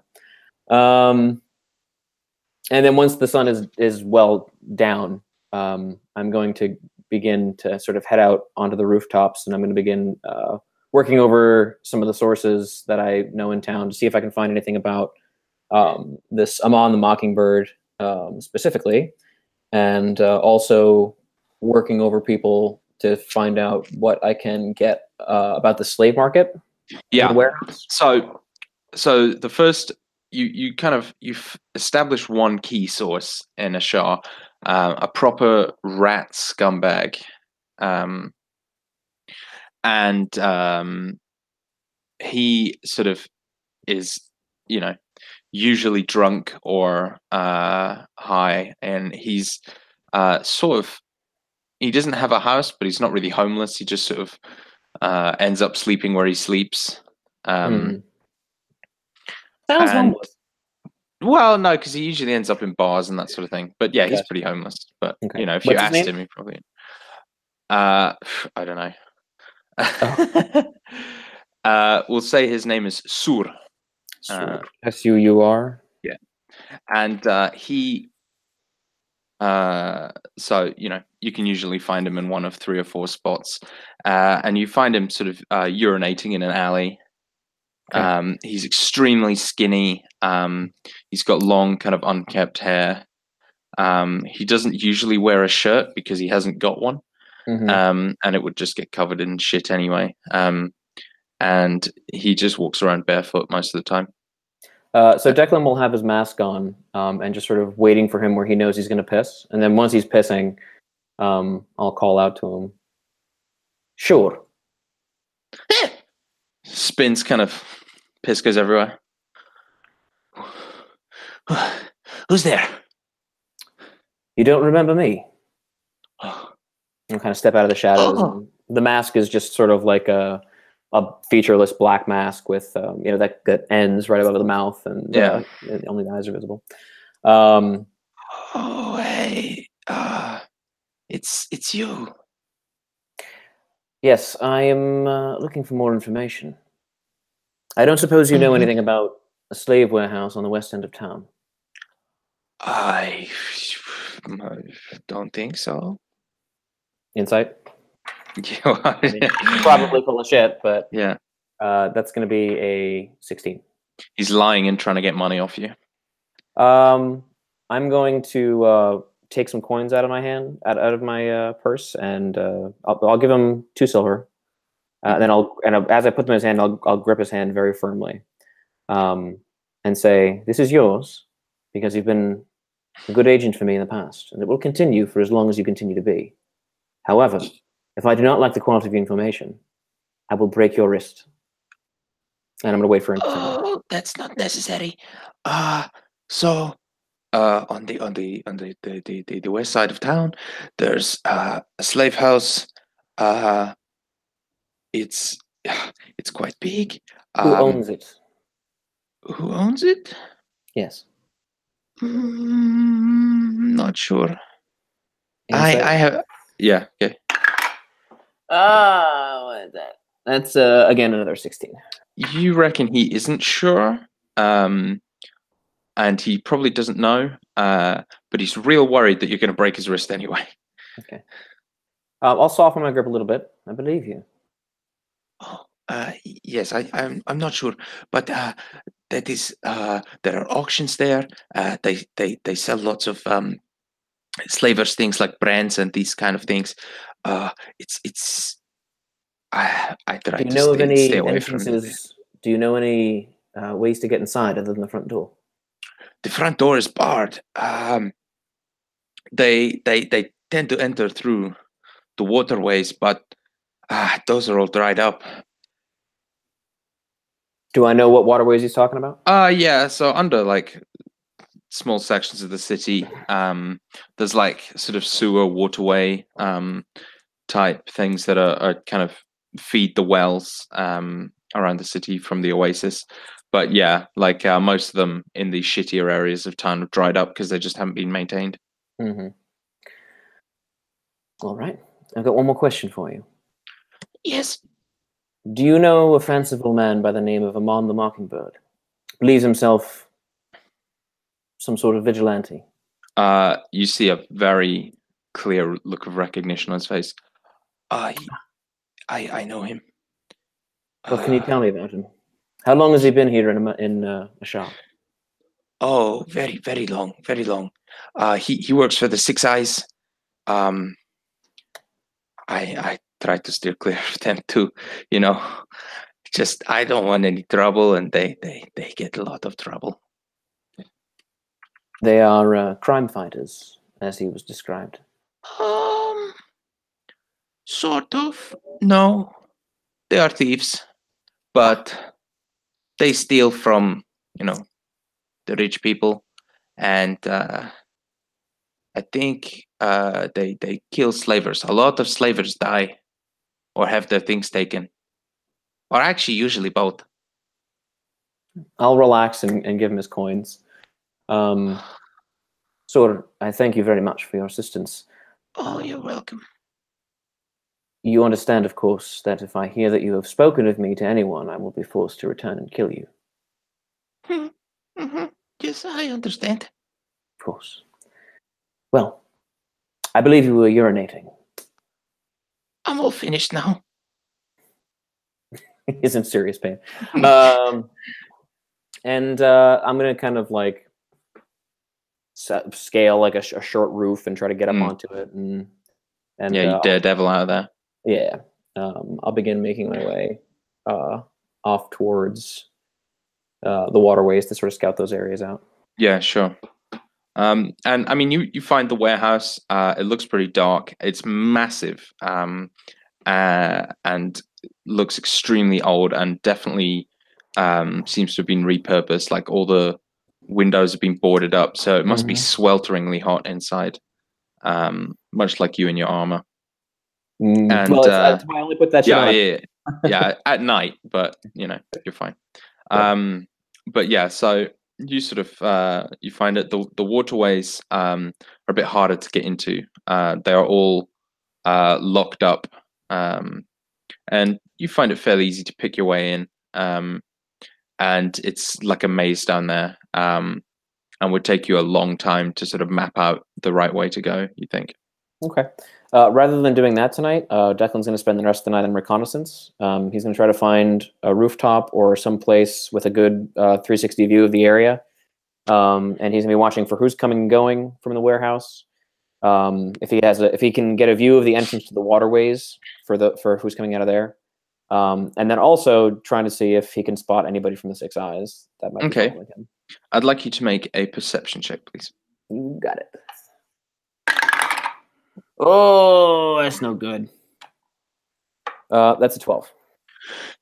You don't see anyone. You see a couple people moving around, but they appear just to be sort of drunks on the way back from a night out. Okay. Apart from that, though, you don't really see anything of interest. Okay. That's how I spend my night. Cool.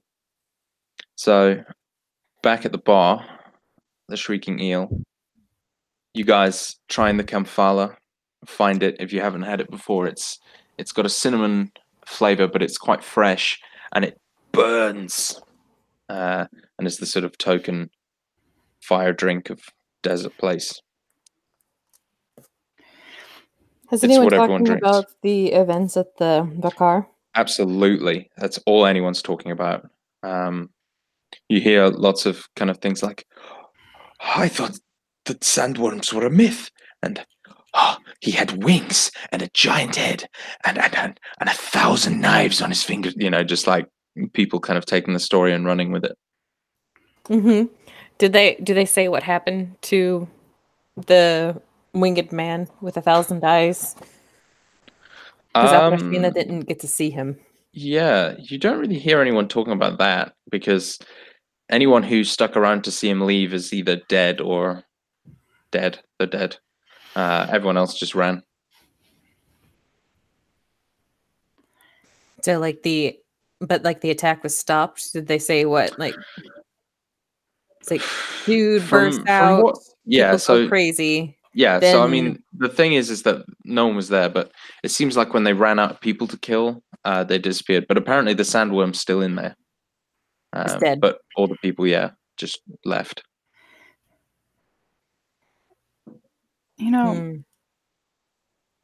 If you're going to embellish a story, it's very important that you keep the details at least somewhat in the realm of believability, or else you're going to lose your audience. No one's going to believe a guy with 1,000 blades on his fingers.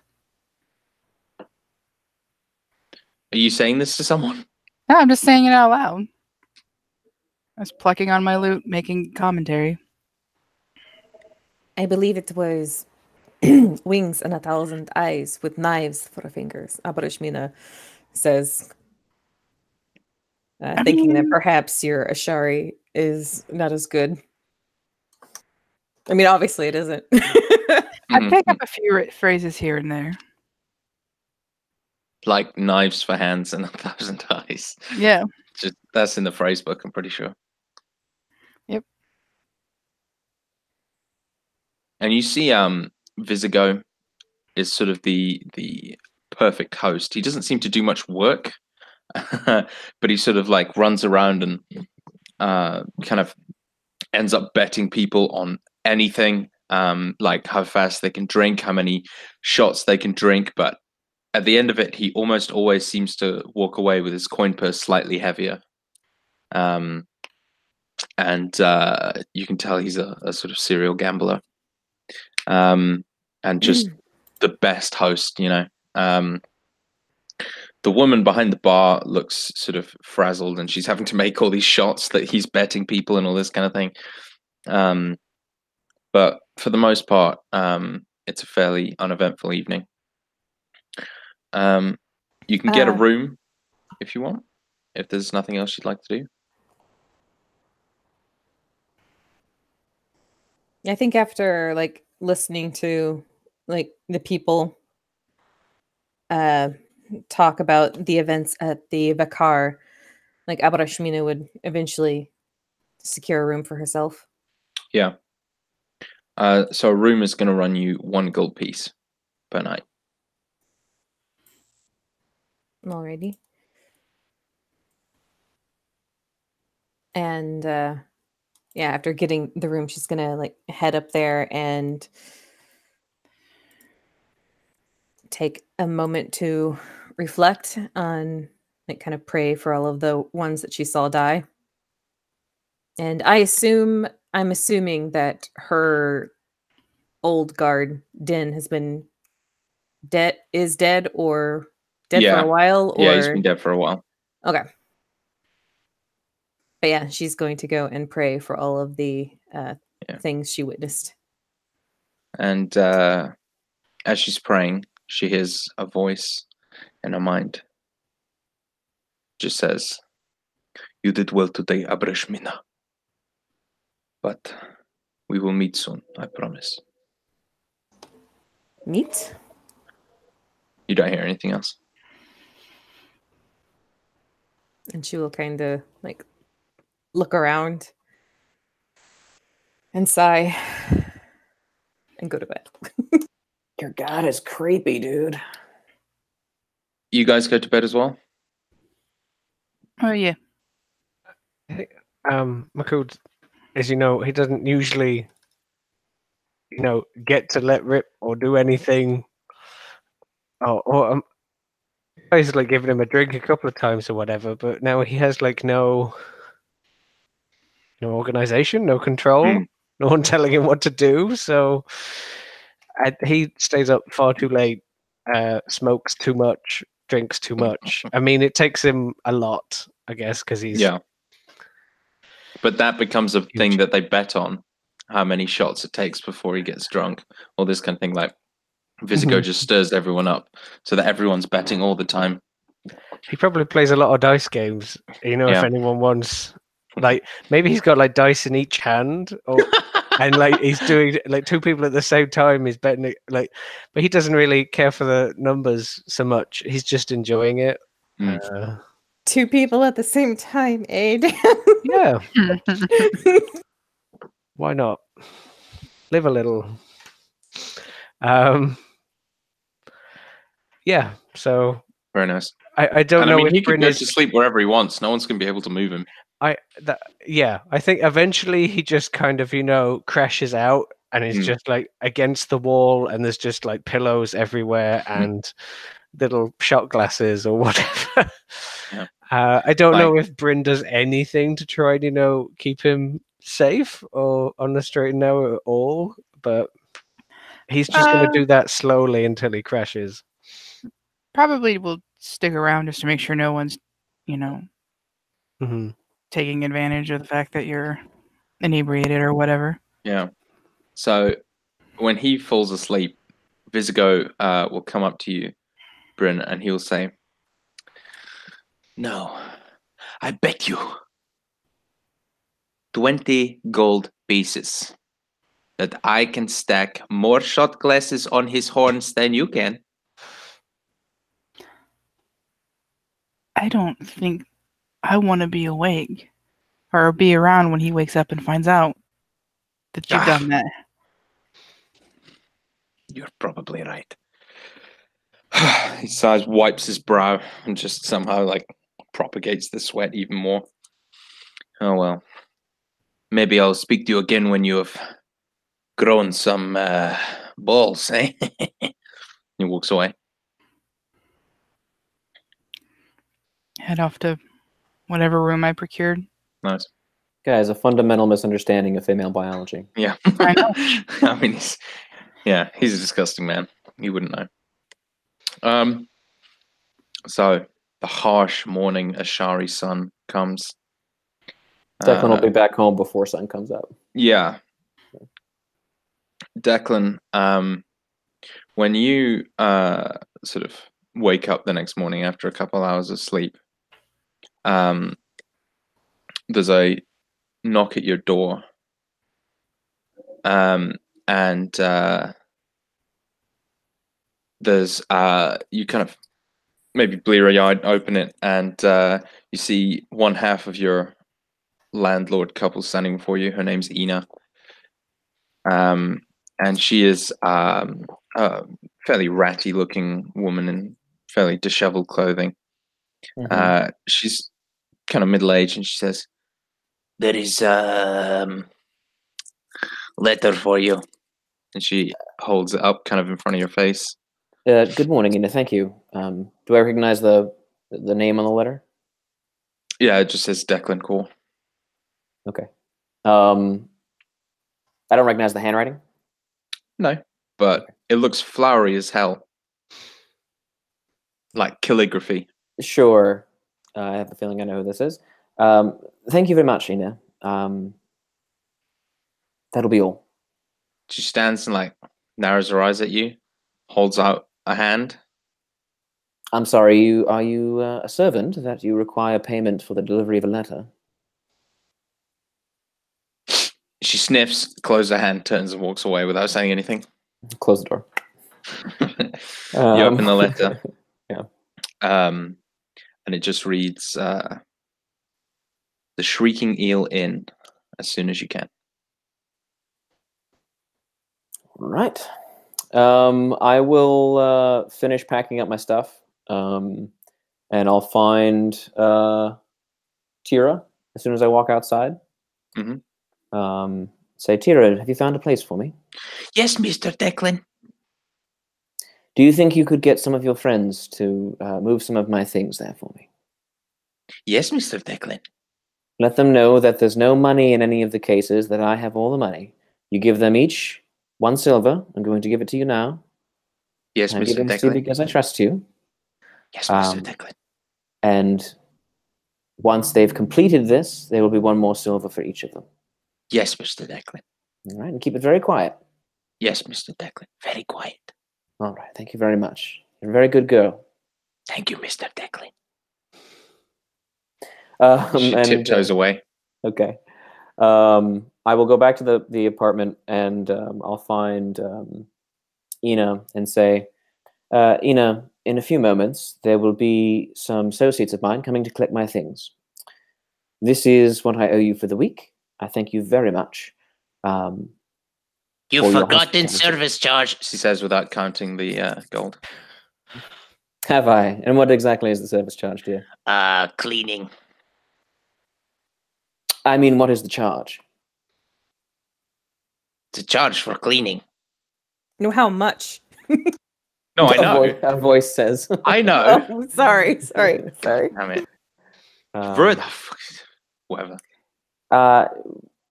Right, dear, but I don't know what to pay you unless you tell me what the cost is. 15 golds. 15 gold, is it?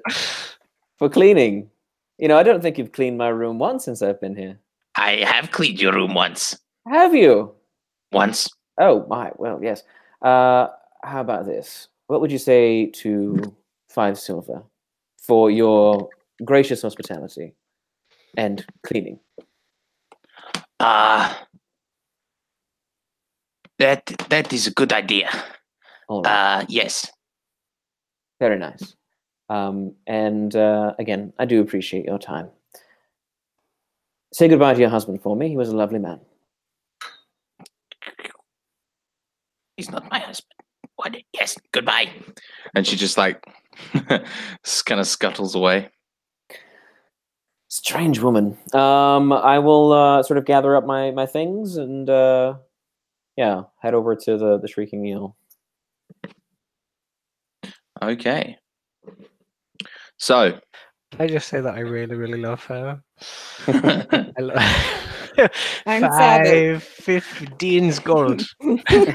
God damn it, C. I'm sorry. It was like as soon as I said it, I was like, "Wait, it's a bit." God damn it! Also, Dylan, I really love your voice. I'm not exactly sure who it reminds me of, but someone. But Oh, good. I'm sorry. It reminds me of Jareth. Oh, perfect. It is a little bit Bowie-esque. David Bowie. No, not that.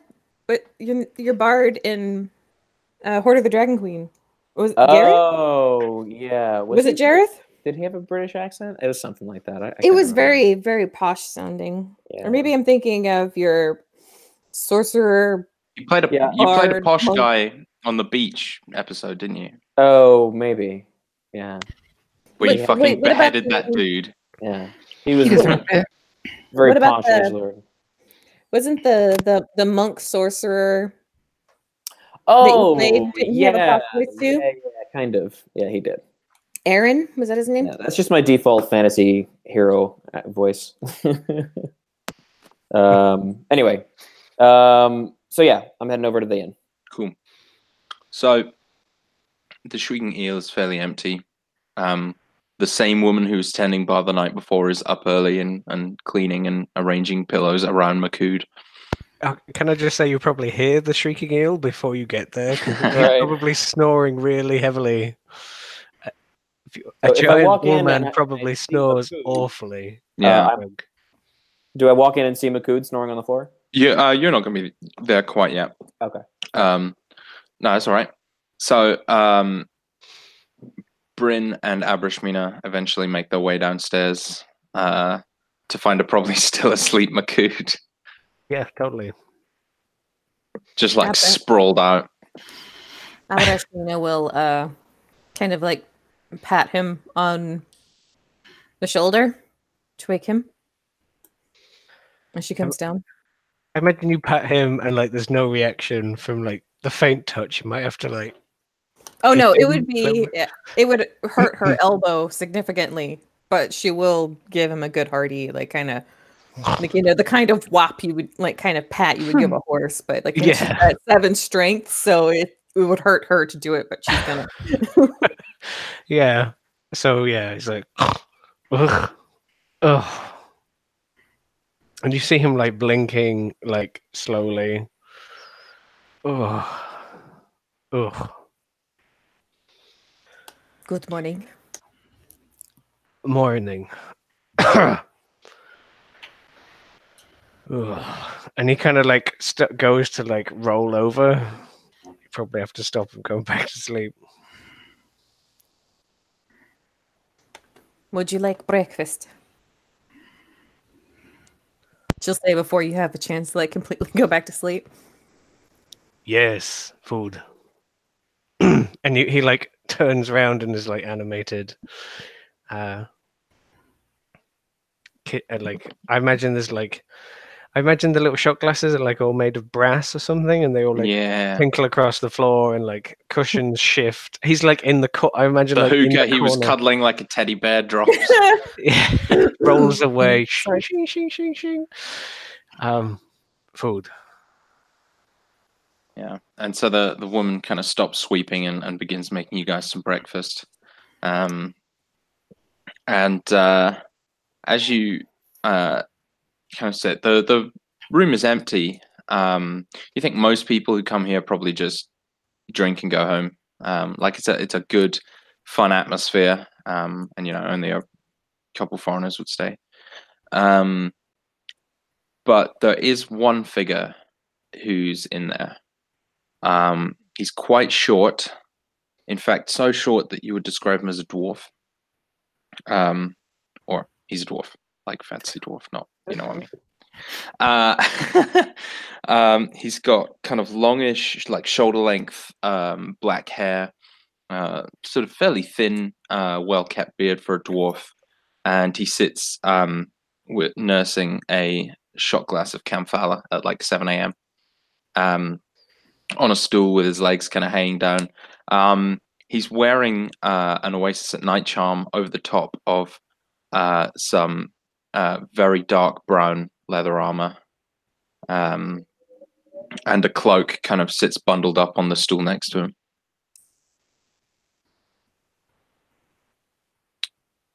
Furthermore, as you all kind of sit and eat your breakfast, and he doesn't speak, he just kind of stares down his glass. The door opens and Declan enters. Well, I was gonna say, could I like see through a window first? Yeah, sure. The room out. Yeah. So you look inside and see the three nerds eating their breakfast and the dwarf sitting at the bar. I'm gonna stand to the left of the window and I'm gonna make the sound of a very specific animal. If I can try to do something like this. Okay.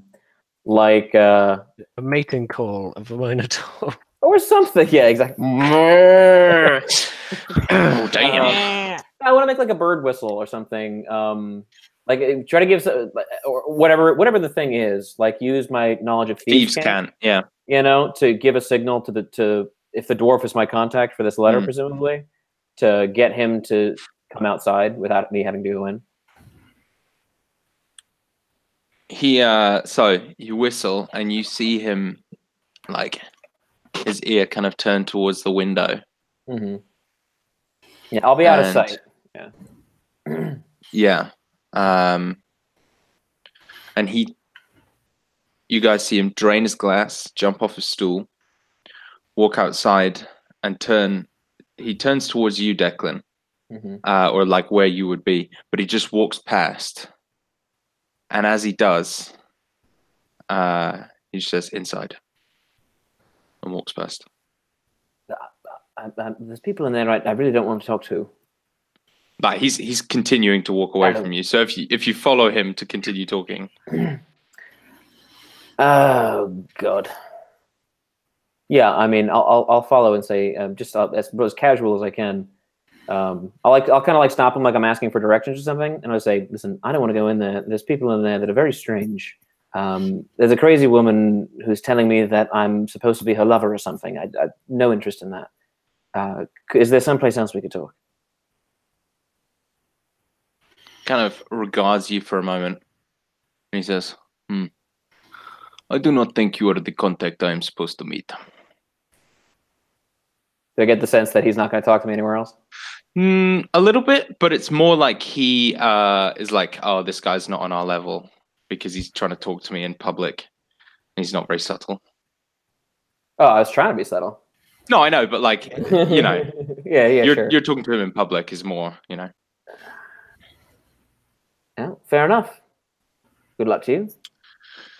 And to you. And he kind of turns to walk away, and then he looks back, and he just says, "By the by, if you're talking about the woman in there, I would not go mentioning that she is a lover anymore." And he kind of flashes you a gold-flecked grin, and walks down an alley where he begins to have a piss. Oh God! All right. Suppose I'll go inside. Yeah, Declan will go inside. Try to avoid being spotted by these strange people again. Yeah. I mean, It would be hard too. You're opening Yeah, at this a sunny point, door yeah. into a dark. he's just so resigned to. He's like, oh, for fuck's sake. Yeah. Why is that man hiding behind the hookah? I think as Declan enters, like Abrashmina kind of like looks over her shoulder at him, and like has like this expression on her face, like "Aha, I knew it," and says nothing. God, religious people are so smug. That's I'll just exactly what it is. It's a Yeah. smug. Oh my god, told you so. yeah, I'll just sit and I guess I'll walk over to the bar and I'll take off my cowl. And yeah, I guess I'll approach Abrashmina first and say, "Well, I'm sure you're quite proud of yourself." There's nothing I have done that would cause me to be proud in this moment. It is just as it should be. Oh God! All right. Well, here I am. If there's some great destiny that awaits us, I suppose you better spell it out for me. I am simply waiting for its arrival as much as you. I just know that my thread has been tied with Makut's, and you were also mentioned. And what about the swordswoman here? Is she threadless, as it were? And like her white eyes will track over to Bryn, whom she hasn't really spoken to much. And You don't hear anything, but you're fairly certain, and you have a sort of otherworldly certainty that if she wasn't supposed to be here, she wouldn't be. Mhm. The goddess Istus has brought the four of us together, it seems. It's got to be also Goddess Eustace? Istus. Istus. Istus. Istus. Yeah, I've got it. That's not the He Who Watches. 'Cause No. I've got it. No, and that's a god. because it's Right. Istus. He'll call over to Brynhild and say, "I think I recognize a fellow Lamenter. Where do you hail from?" Here and there. Here and there, you say. Yeah. Bit of a wanderer. Can I recognize her accent or anything? Does she have an accent? I mean, everybody has an accent. I mean, does she... Probably would be a faint Calland accent. Calland? Calland, yep. North Nordic type peoples. I mean, she's got the name Brynhild, like... Yeah. Bearing in mind, she still hasn't told Makud or Mina her name. And Makud doesn't really ask because everyone else knows his name, so... Abrashmina hasn't asked either. Because, yeah.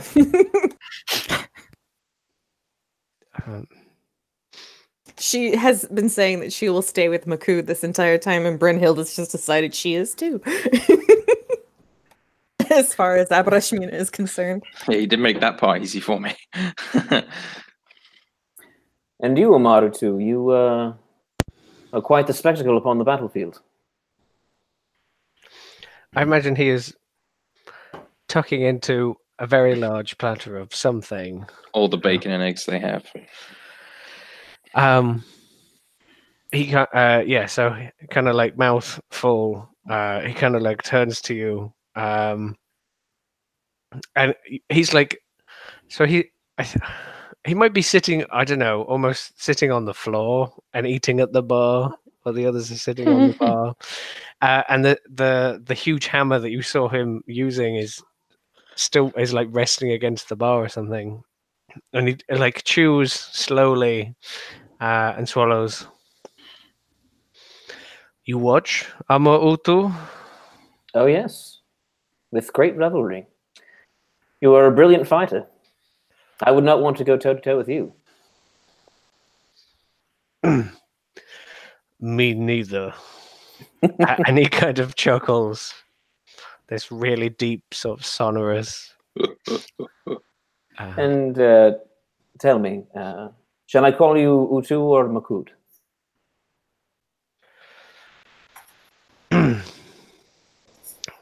As you please. It was the Vakar? Vicar. Yeah, Vakar. Vakar. Vakar has fallen. I go by Makud. And Makut it is. Tell me, Makut, why do you follow this woman? Do you keep her god? I do not follow her, she follows me. She's a bit of a pest, this one, no? I He can hear you. when I he know. says that, like, he is, I mean, he is not an Ashar local. I was going to say Ashar born, but he isn't. He's an Ashar local, so he knows that was kind of like sacrilege, calling the favorite of the gods a pest. So like he kind of like frowns a little bit. No, no, no, no. He kind of like looks away from you down a little bit, like no, he shouldn't Making interact. you uncomfortable. A little bit, yeah. Yeah.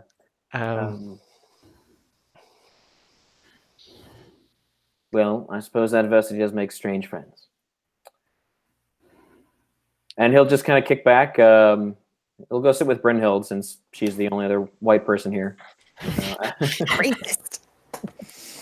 Brashmina is going to ask, and what brings you to Ashar? I have come to study. I'm gonna insight check that. Not a lie. Nah, she's gonna fail it anyway.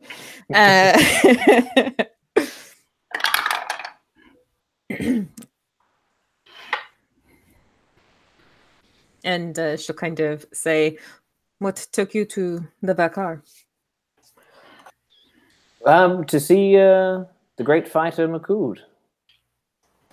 What a fight it was. Right up until the sandworm came up out of the floor and started bleeding all over the place.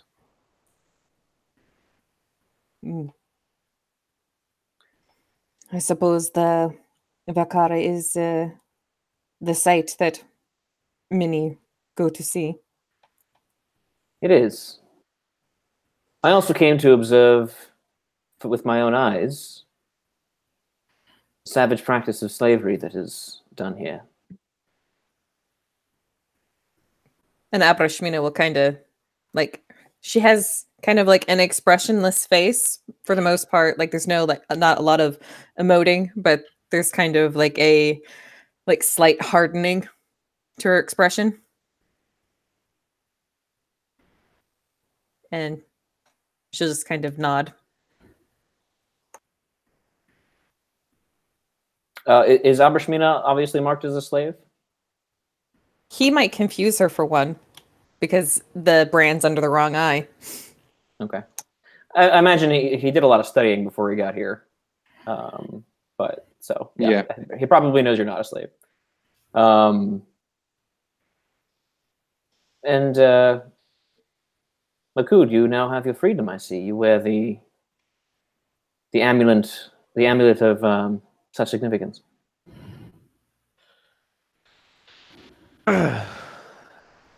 Makud is free.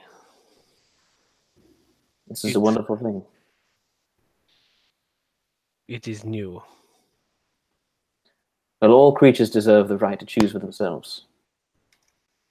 Where do you think you will go? What will you do? He kind of like looks at you like you don't think he's thought about that or that far, but also if you seem very perceptive, but this society, like, there is not necessarily any freedom. There's just different levels of enslavement. So like he doesn't necessarily even know what freedom is, particularly. Like, I mean, he was last free maybe when he was a child or something, and it's been a reasonably long time since then. So he he kind of just like looks pensive, I guess. Mm. I do not know. For now, money, and he like jangles the big pouch of coins on the table, and food. Yes.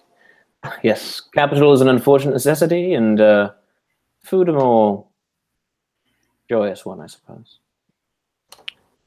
You But have I'm not... Go ahead. you have work here in the shard? I came down with a grant from the university in Dathoin to study the culture here, to observe the people, to learn what I can of the sciences here, and yes, to observe the slave trade as well. You speak of the halls of moss. I suppose I do, although the halls generally tend to cater towards the arcane students, whereas I am no such practitioner.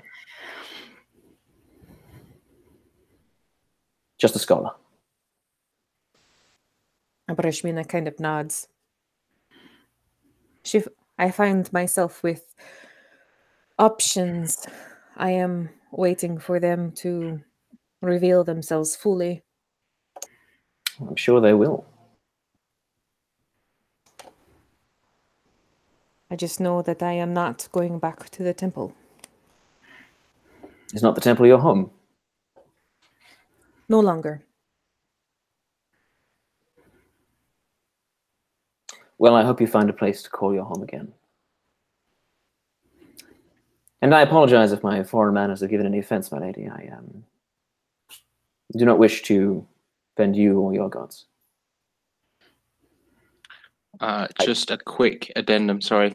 See, you said halls of moss, it's halls of lotus. No. Yeah. He said Moss is Dorian. Ishkale. she meant from Ishkale. Oh, okay. Or not Ishkale. She meant Thorn? the Oh, Thorn right, I halls. see. Because her intelligence is 14, so I figured she's like well versed enough to recognize the name of universities.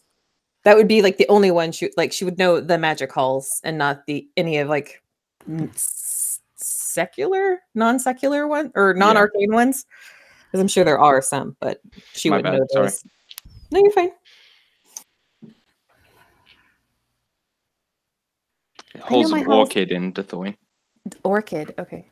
Moss is Ishkale. That's right. I Ishkale. knew that because they're all about the herbalism. So they got the Herb. green. They got the green herb. That's right. Yeah. I was trying to show off my lament trivia, and then I get it wrong. Then I get corrected, and for the I get it wrong, and then yeah, it's a whole thing. very well. Well, So- Abrashmina, if your god has need of me, I hope he makes his voice heard soon, because I won't be here for much longer. How do you figure? I'm going to leave in a moment. Ah, you mean This area right now, yes. Well, I don't know much about gods, but maybe you will listen to me first. You hear as somehow extremely quietly and subtly the door was opened and closed, and the dwarf enters again and comes to sit next to you. Declan. I'm glad you decided to follow our instructions. Well, I suppose having a clandestine meeting in front of a bunch of strangers is a particular approach, not the one I would choose, but... These aren't strangers, we know them. I kind of look to these people. You know this man? Abrashmina's like head kind of tilts to the side. I mean, we know them. They don't know us. Like, that's sort of what we do. It's not very hard. Yeah, I don't Especially believe you know when- me. Yes, I mean, I think one of my colleagues was literally doing sketches of this one while he was asleep. Just points to Makud. No. I imagine that Makud attracts numerous artistic eyes. He is quite the figure to behold. He is. And, well, yes, he's a good fighter, which is why I'm okay having this meeting in front of him, I suppose. Rock solid logic. I love it. Let's go. I'm Well- sorry, you seem to have us at a bit of a disadvantage. Yes, that is kind of the point. My name is Marduk, which is, I suppose, fairly similar to your name, but I was called it first. Well, I'm sure as Declan will be able to tell you, because he seems like a man who would do his research. I work for an organization called the Six Eyes. You may have heard of us. Have I heard of them? Make me a history check. No.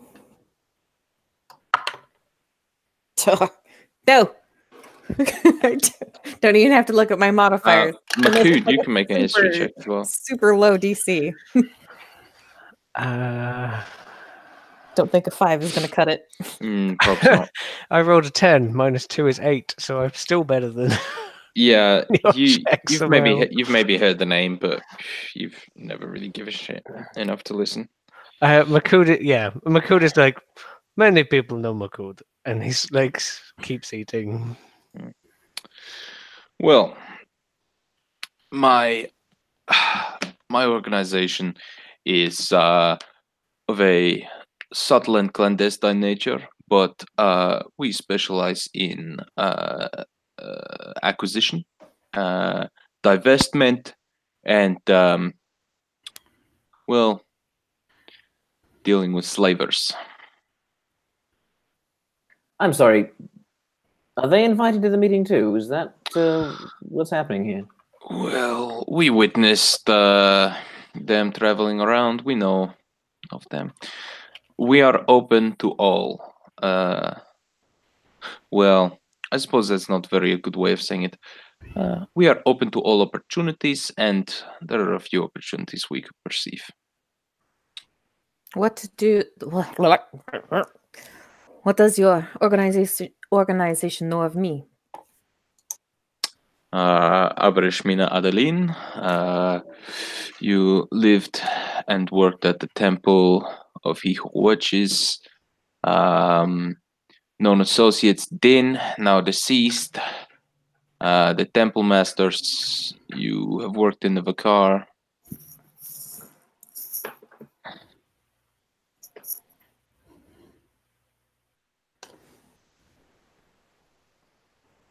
She's gonna like waits because it sounds like he's gonna say more. He doesn't. What do they care of me then? Well, you don't really seem to have a purpose right now, and mayhaps we can give you one. I have been without purpose for less than 24 hours. How could you possibly... She kind of trails off. Well, I am sorry to say it, but I do not think healing the constantly wounded members of the Vakar constitutes a purpose. Anyway, this conversation is boring to me. Here is our proposition. You will come, you will listen to the Six Eyes speak, and then you'll make your decision whether or not you want to work with us. If not, you can go home and go about your exciting lives. If you want to, you can stay and, you know, it's very interesting. Yes, you make it sound so terribly interesting. She says dryly. This is usually much easier because people have heard of us, but I think this work will be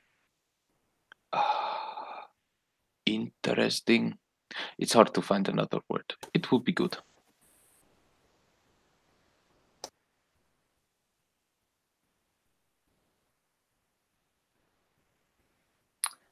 I'm afraid that I don't really follow you or your logic at all. He gives you like a kind of expression. You haven't answered the why. Why these? Why us four? All right, I will run it through then. You, because you are new here, people don't know you. You're good at hiding, you're good at sneaking, you're good at talking to people. You're a fairly obvious candidate. fairly similar for your other foreigner friend over here. She is, well, no one knows who she is. As for these two, sometimes the easiest way to hide is in plain sight.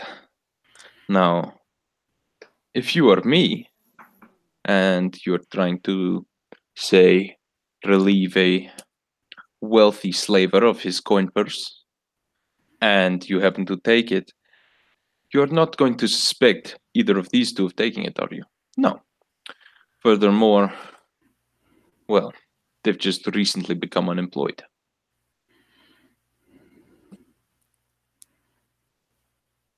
So you want us to steal from slavers? Oh my goodness. Did I say that? No, it was a hypothetical. You are not who they usually send to speak to people, are you? No, usually it's someone, but he is otherwise engaged.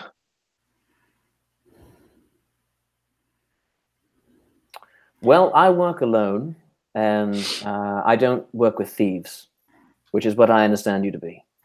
Right. But if you get in our way, we will have to kill you. So there's that.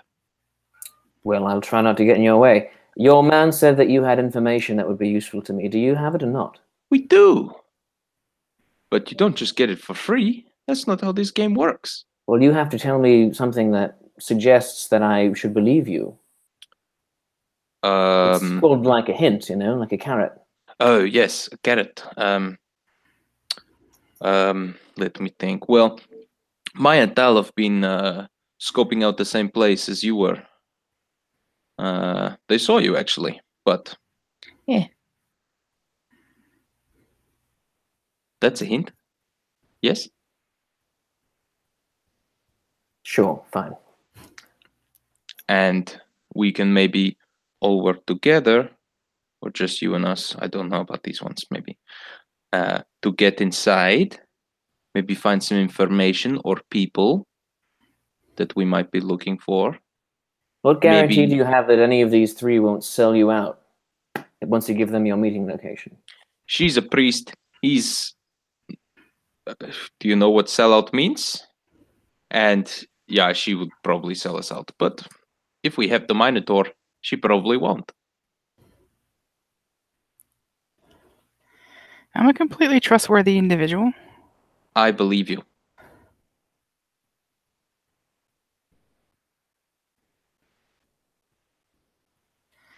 Look, I'm not going to stay here and waggle my tongues, but I genuinely believe that it is in all of our best interest to at least speak with one another.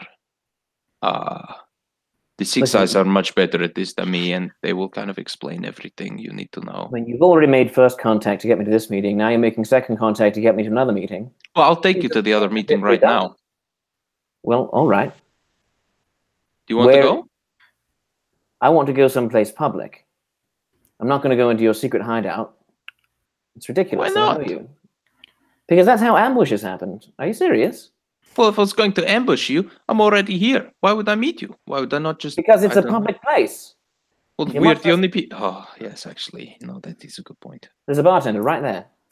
Abarashimina will kind of like lay a hand on the table and look at Declan and say, I will not let them. He looks at your preternaturally thin wrists and says, well, that's very reassuring. Thank you. We don't have anyone as big as Makut. If that's, you know, that's a good thing.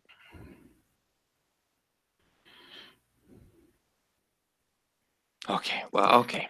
I'll talk to the Six Eyes, see if maybe Sharat will come out or something. You tell them I'll meet Do I them here. recognize that name? If you don't recognize the Six Eyes, you definitely won't recognize Sharat. Are you sure?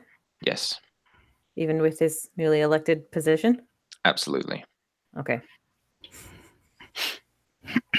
Right. Cool. Listen, so far your operation has come across a bit shoddy. All right?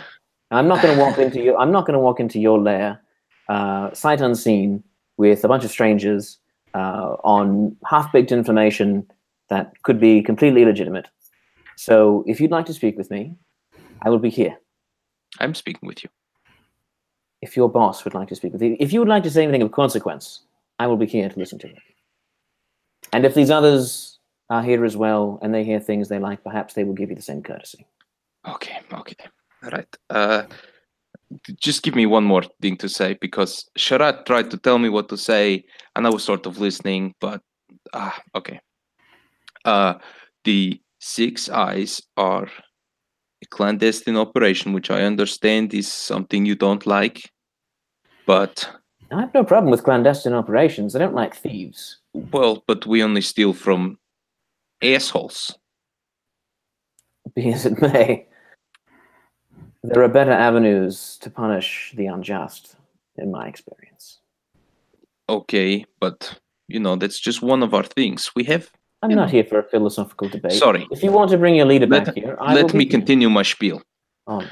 The Six Eyes are a clandestine operation, which I understand you don't like, who deal in freedom from the underbellies of the cities. And he gives you a proud-looking smile. All right. You sound like a very noble group of chaps.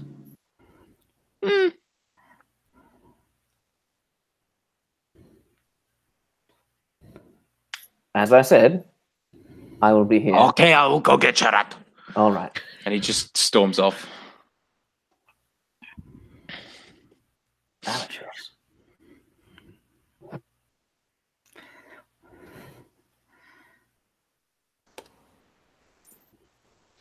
Abrashmina just looks amused at this point. It's just been eating through the entire thing. It's moved on to someone else's food. Yeah, probably. So where in Lament do you hail from? From Dathoin, actually. Have you been? You have the look of a wanderer. I think we traveled through the more northern parts of there once or twice. There's a couple of inns that we've played. Oh, yes. Dathoin has a very lively art scene. Well, I mean, sure. And we do appreciate a bit of the flavor of the exotic. Studying the slave trade? That's one incarnation of that interest, yes. Interesting. Well, the slave trade in and of itself is not what I study. It's connected to it. I'm a student of criminality, as it were, of the human condition, I suppose. And slavery has long been outlawed in Dathoin and much of Levant, but it still flourishes here. And I'm here to understand why. I And mean, do something about it if I can. there are definitely folk tales about certain areas you don't want to travel and lament. Of course. Of course. You might find yourself sold in a shar, they say. So they say.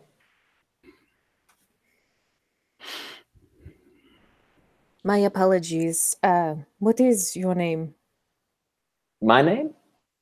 Mm. Gerald. I am Abrashmina Adaline. It's my deepest pleasure to meet you, Jewel of the Watcher. She smiles and says, I take it from what the dwarf was saying, you are looking for someone? That was the carrot he was giving.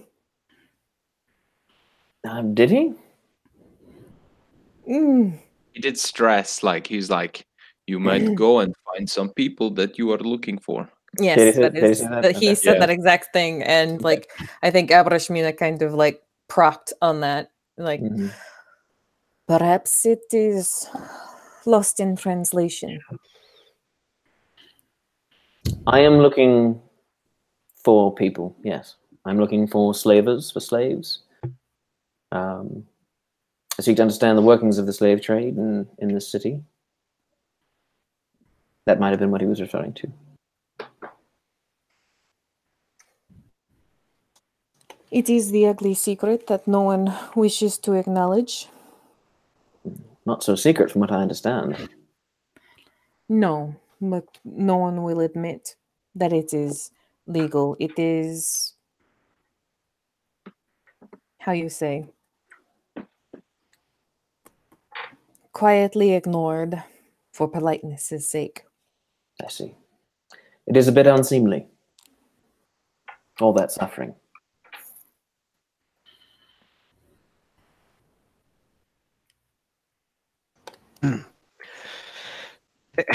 Possibly, like, I don't know, in between you, maybe you see, as you mentioned, suffering, like Makud's huge, like, muscular form with his, like, short black fur. There are scars, not necessarily for torture, but like from combat and stuff, just all over him, like cutting through the channels of black fur.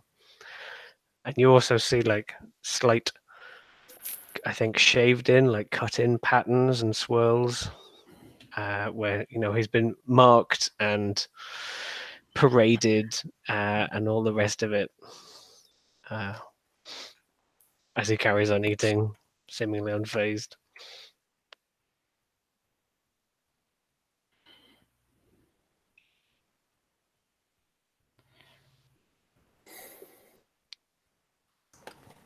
Well, I suppose while I'm waiting, I might as well order a drink. Do you have any sherry?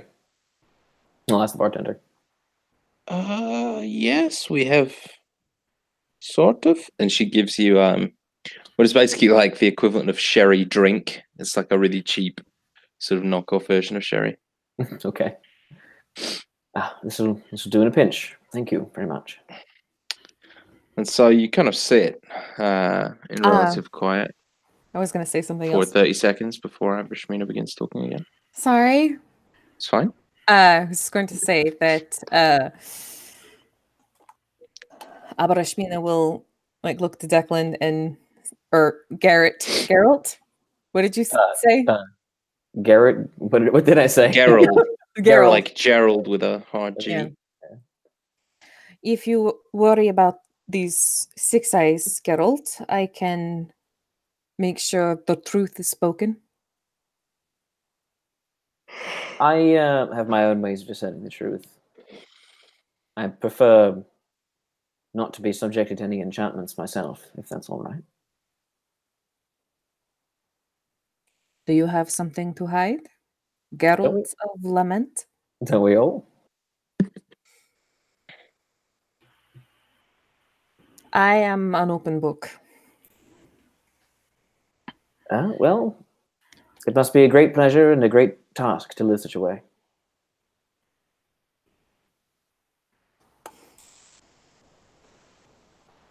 And she just kind of shakes her head.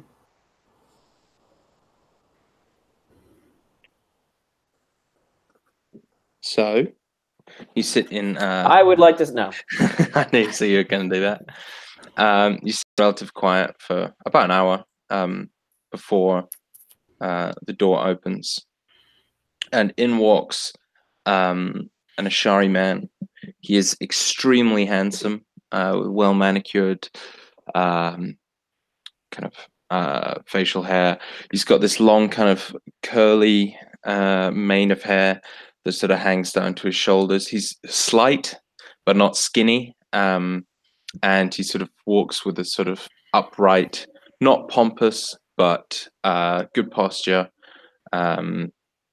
And he carries a cane, and he's wearing sort of nice traditional Ashari clothes, not extravagant, not over the top, but you can tell that they're good quality and probably weren't too cheap. And he sort of enters, gives you all a small bow, and he says, "Good day, my friends. My name is Sharat." And he kind of gives a half grin. "I understand that Marduk was not the most accommodating." I think he did the best that his intellectual capacity allowed. Make no mistake, Marduk is incredibly proficient at being quiet. But, well, you see what happens when he opens his mouth. And his accent is sort of strange because it's got an Ashari lilt to it, but it's almost as though it's also been manicured to sound more neutral, and sort of better spoken than your traditional thick Ashari accent. He's got like a third culture accent. A little bit, yeah, like a newsreader accent, but with an Mm. Ashari sort of. You can tell he's from Ashar, but yeah. Okay. And he sort of walks around behind the bar, gives a quick smile and a wink to the lady behind the bar, who scurries off, and he just drops like a bag of gold on the counter, like beneath the bar, and reaches for a bottle of camphor and begins pouring shots. And he says, "So I understand you have reservations about our organization." Oh, I have a number, yes. That is to be understood. I hope I can put some of those to rest for you. Well, you can begin by explaining why you felt the need to involve these people in my private affairs. Well, that is quite simple. You understand these matters are not simple for me. I understand. And I'm very sorry if we've upset you by involving them, but it is merely that we saw you leaving together and assumed maybe that you were a bit closer than you seemed. And that is our mistake. But nonetheless, if you do not accept our invitation, it is open to them as well.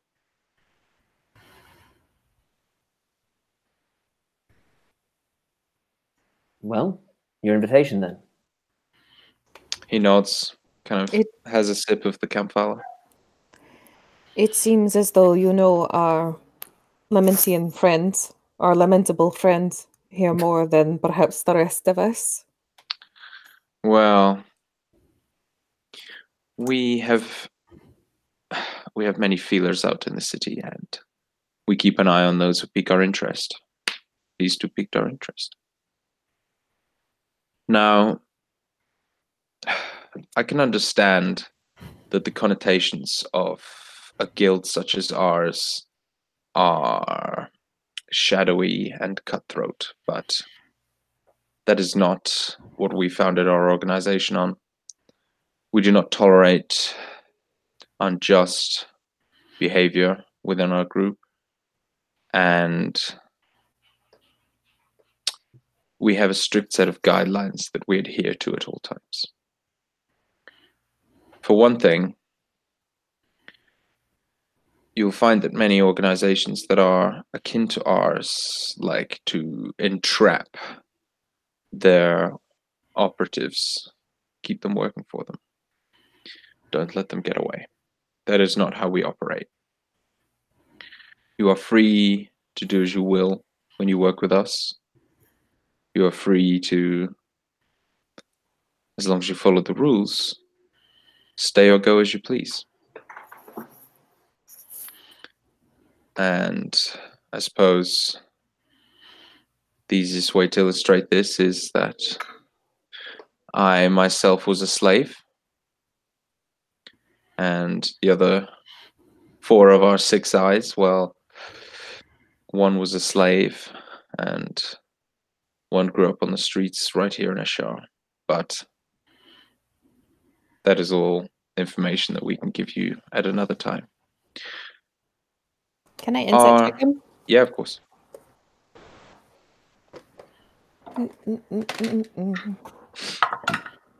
Oh, yay! A good roll for once. That's a 15 plus 6, 21. Okay. He chooses every word extremely carefully, but you don't think he's being dishonest.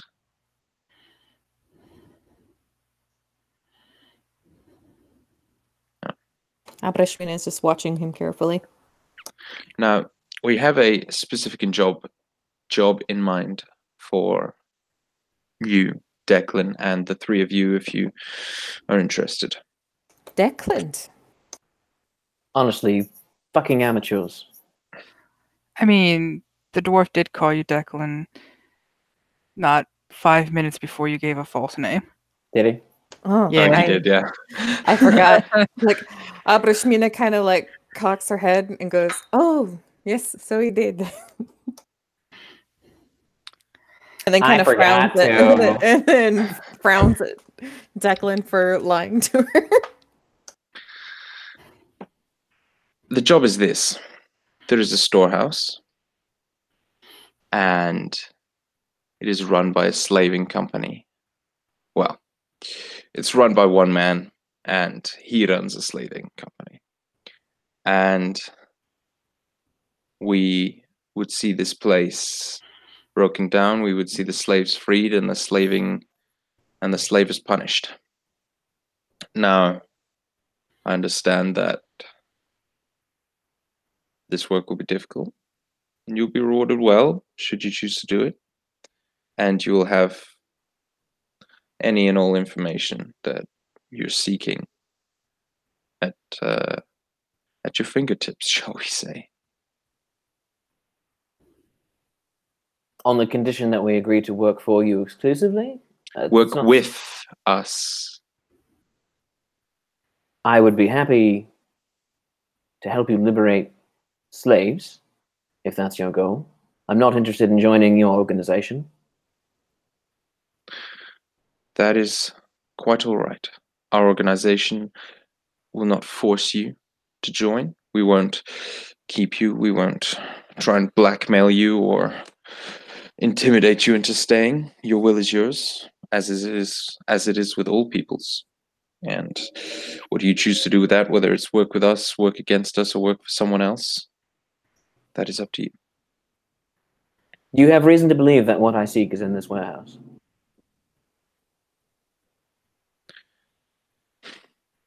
We have reason to believe that this warehouse recently received a large shipment of slaves from Lament. Whether or not specific individuals that you may be seeking are there, that is okay. He's telling the truth, but he's not enjoying having to admit that he doesn't know something. Okay. So he's saying, we don't know. We know there's a good chance, but we don't know whether or not the person you're looking for specifically is there. And so why we four? Why not you six? Well, I am one of the six ice, and I'm also on the council. I am also not very good at sneaking or fighting. The other two six eyes are actually also not very good at sneaking, though some are good at fighting and things. But we have many operatives, and if you do choose to work with us, you'll be working very closely with two of them. But,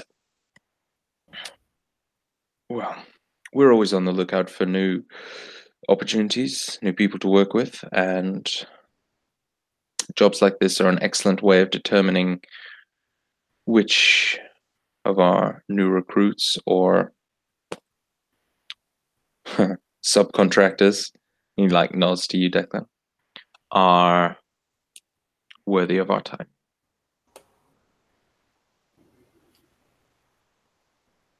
Nabrashmina kind of like tilts her head to the side. You're on the council? I am. And part of openly admit to being part of a clandestine group? Not terribly openly, but I think everyone who needs to know knows. What makes you feel as though we are trustworthy? Don't think he's thought that far ahead, Nabrashmina. We have watched you a little bit, but you, if you don't ask, you don't get, and, well, there's not much you could really do to me. So... Nor would we wish to. Give Exactly. me all the information you have up front about this warehouse and about any slaves or slavers that you believe might be inside. And I'll get them out.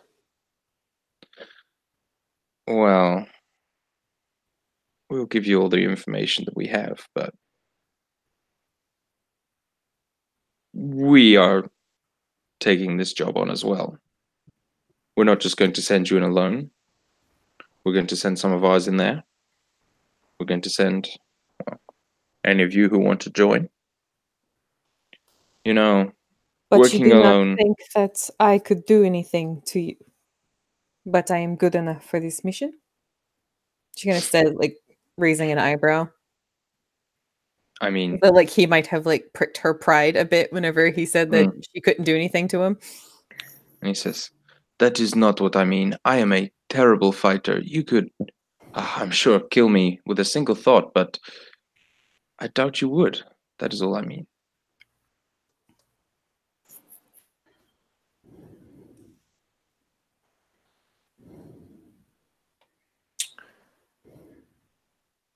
Well, you know, I think that I have no better leads towards my quarry. So give me what you have, and I will agree to plan this with you and help you get inside. Now, am I to take it that you still are fairly against coming to our base of operations? Yes. Very well. And he sort of like sighs, and he'll kind of reach into his pocket, pull out a stone, and bring it to his lips. Marduk puts it away. Door opens and Marduk comes in again.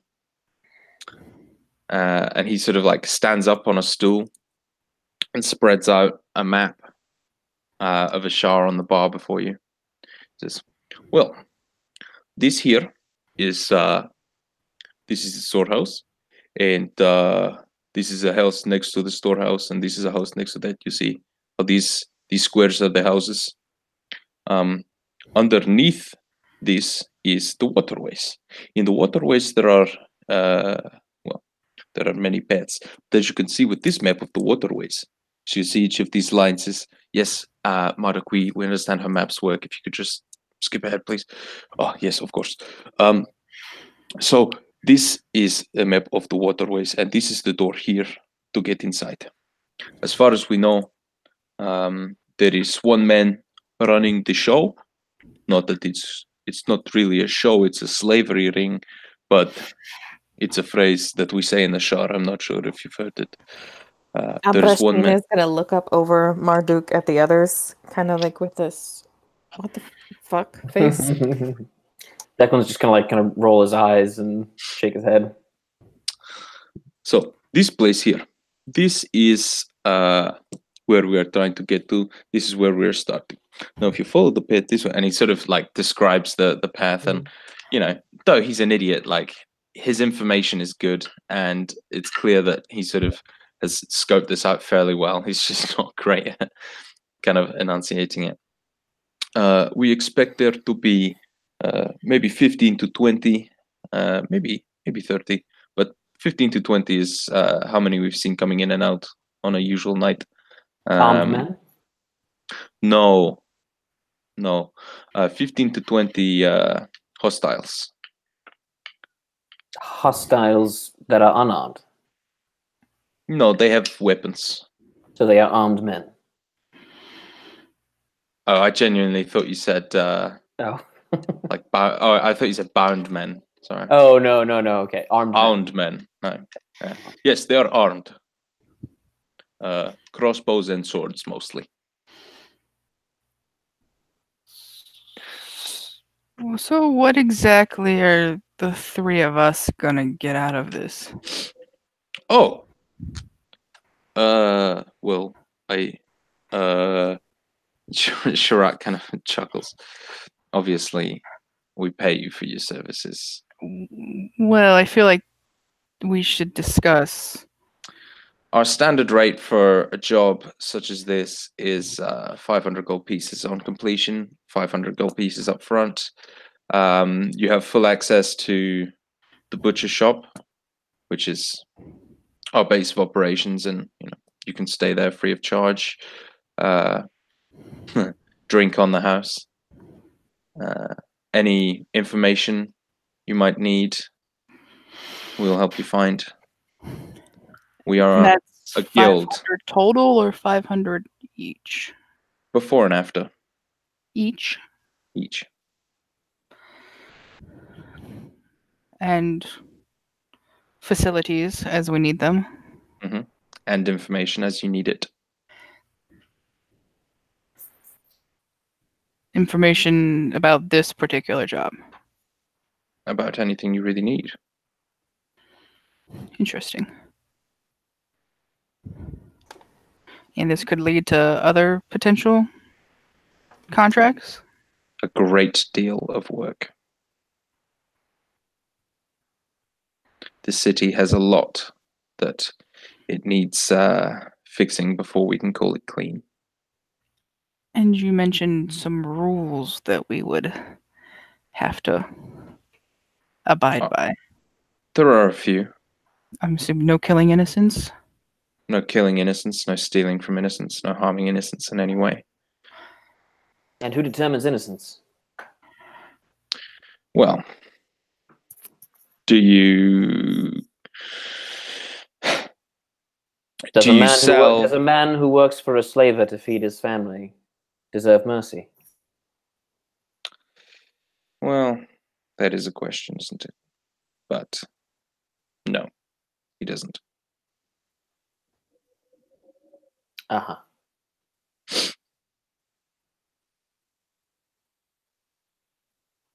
That's a little harsh. In the interest of transparency, I will tell you this. All my research has led me to this warehouse anyway. It's where I'm going. If you can provide men and information to help me get in and get what I need, all the better. But I will not associate with thieves or those of poor moral character or those too thoughtless to consider beyond a half-baked ideology. And he doesn't say anything else, but he purses his lips and he levels you with a very kind of. He's not happy, and he kind of gives you a stare that tells you that you've offended him quite a lot, but he's not going to say anything. Offense was intended. Yeah.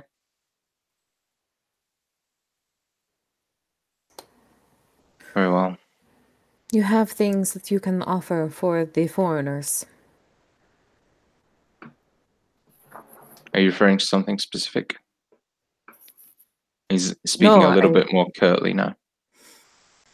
You have things to offer them. What about us? And she points to herself and Makud. What is it you want?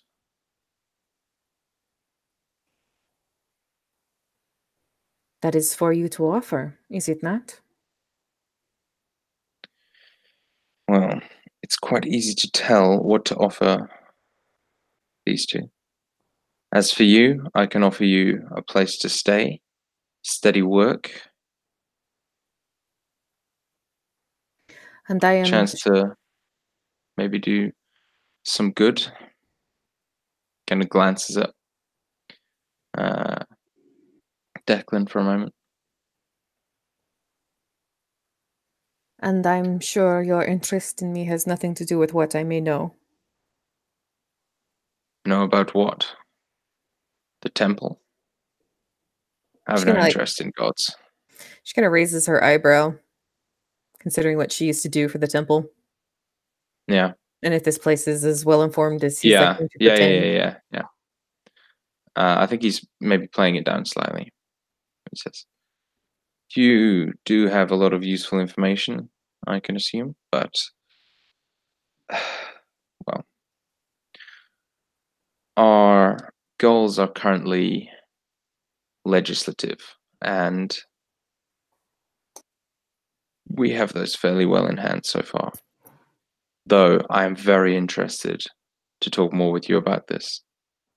But as for recompense, if there's anything at all that you need, we can talk about it." I do not wish to return to the temple. We can offer you a place to stay, make your own money. You need never go back. For what it's worth, you can give my share of the payment for this job to my compatriots here. Mm-hmm. I mean, you keep saying you're not going back to the temple. Are they like gonna hunt you down? Are we in danger for harboring you? It's a fair question. No, but Ashmina will kind of look at Sharat. Well, it is likely that they will come looking for their jewel, but I don't warrant there'll be any issues. That's hardly reassuring. We look after our own.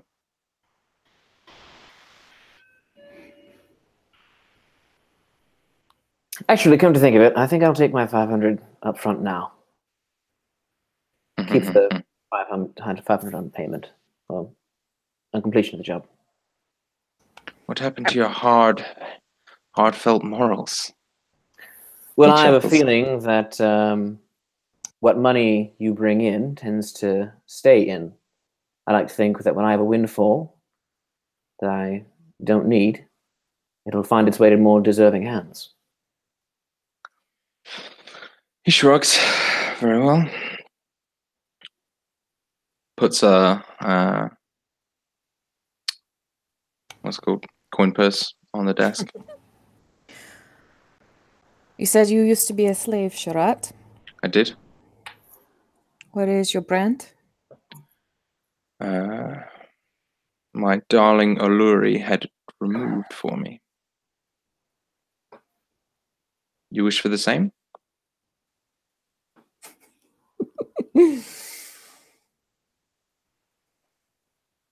Perhaps I have not given it much thought. While I do not wish to return to the temple, I have not stepped from my faith. And she says, That is admirable, I suppose. But it is, of course, your choice. Makud, what do you think?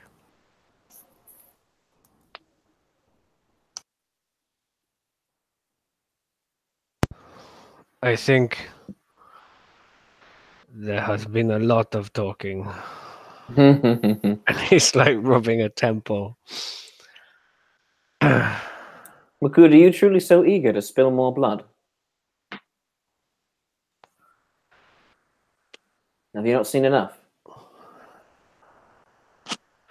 He kind of like leans forward a little bit, and like the arms come together a little bit as they rest on the table.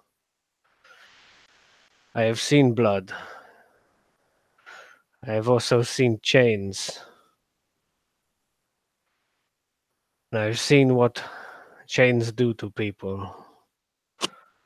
And sometimes it is worse than what I do to them. Can't argue with that. I would trade the blood of those who put chains on others to have those chained free. You and I are going to have some philosophical conversations at some point. Very well. I believe that the four of us were brought together for a reason. I do not know if it is this.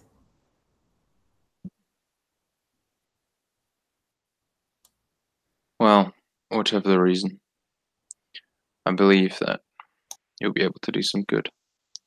And Declan, for what it's worth, I am sorry you see us the way you do. But I hope that with our actions, we will prove our words inferior.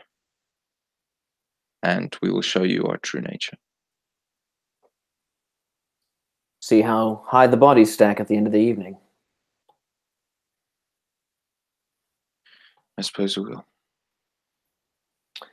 With that, Declan is going to sort of nod and step out, and he's going to go find Tira, and he's going to tell her to take the 500 gold and hide it someplace, and to then just give it to her. It's hers, but not to tell anybody she has it.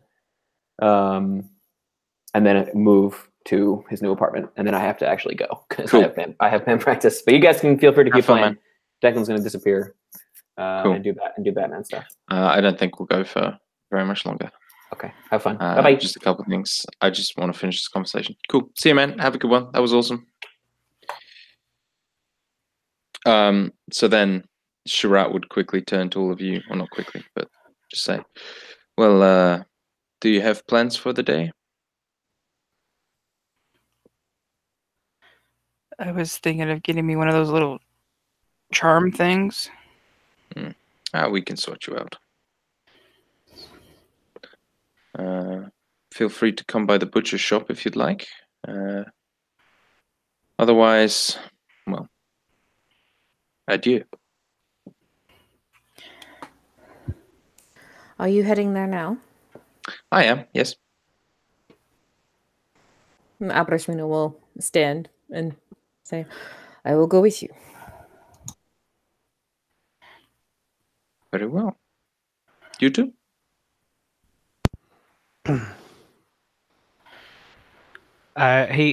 He's like, has he come round from the bar by now? Is it like? Yeah, he's sort of on his way around. Makud kind of like reaches over and gets the bottle of Kamfala. You have more of this? Oh, so much more. Then I come with you. Bryn? I've got nothing better to do. Excellent. And I think that's where we'll end it, and we'll do the description of the butcher shop next time.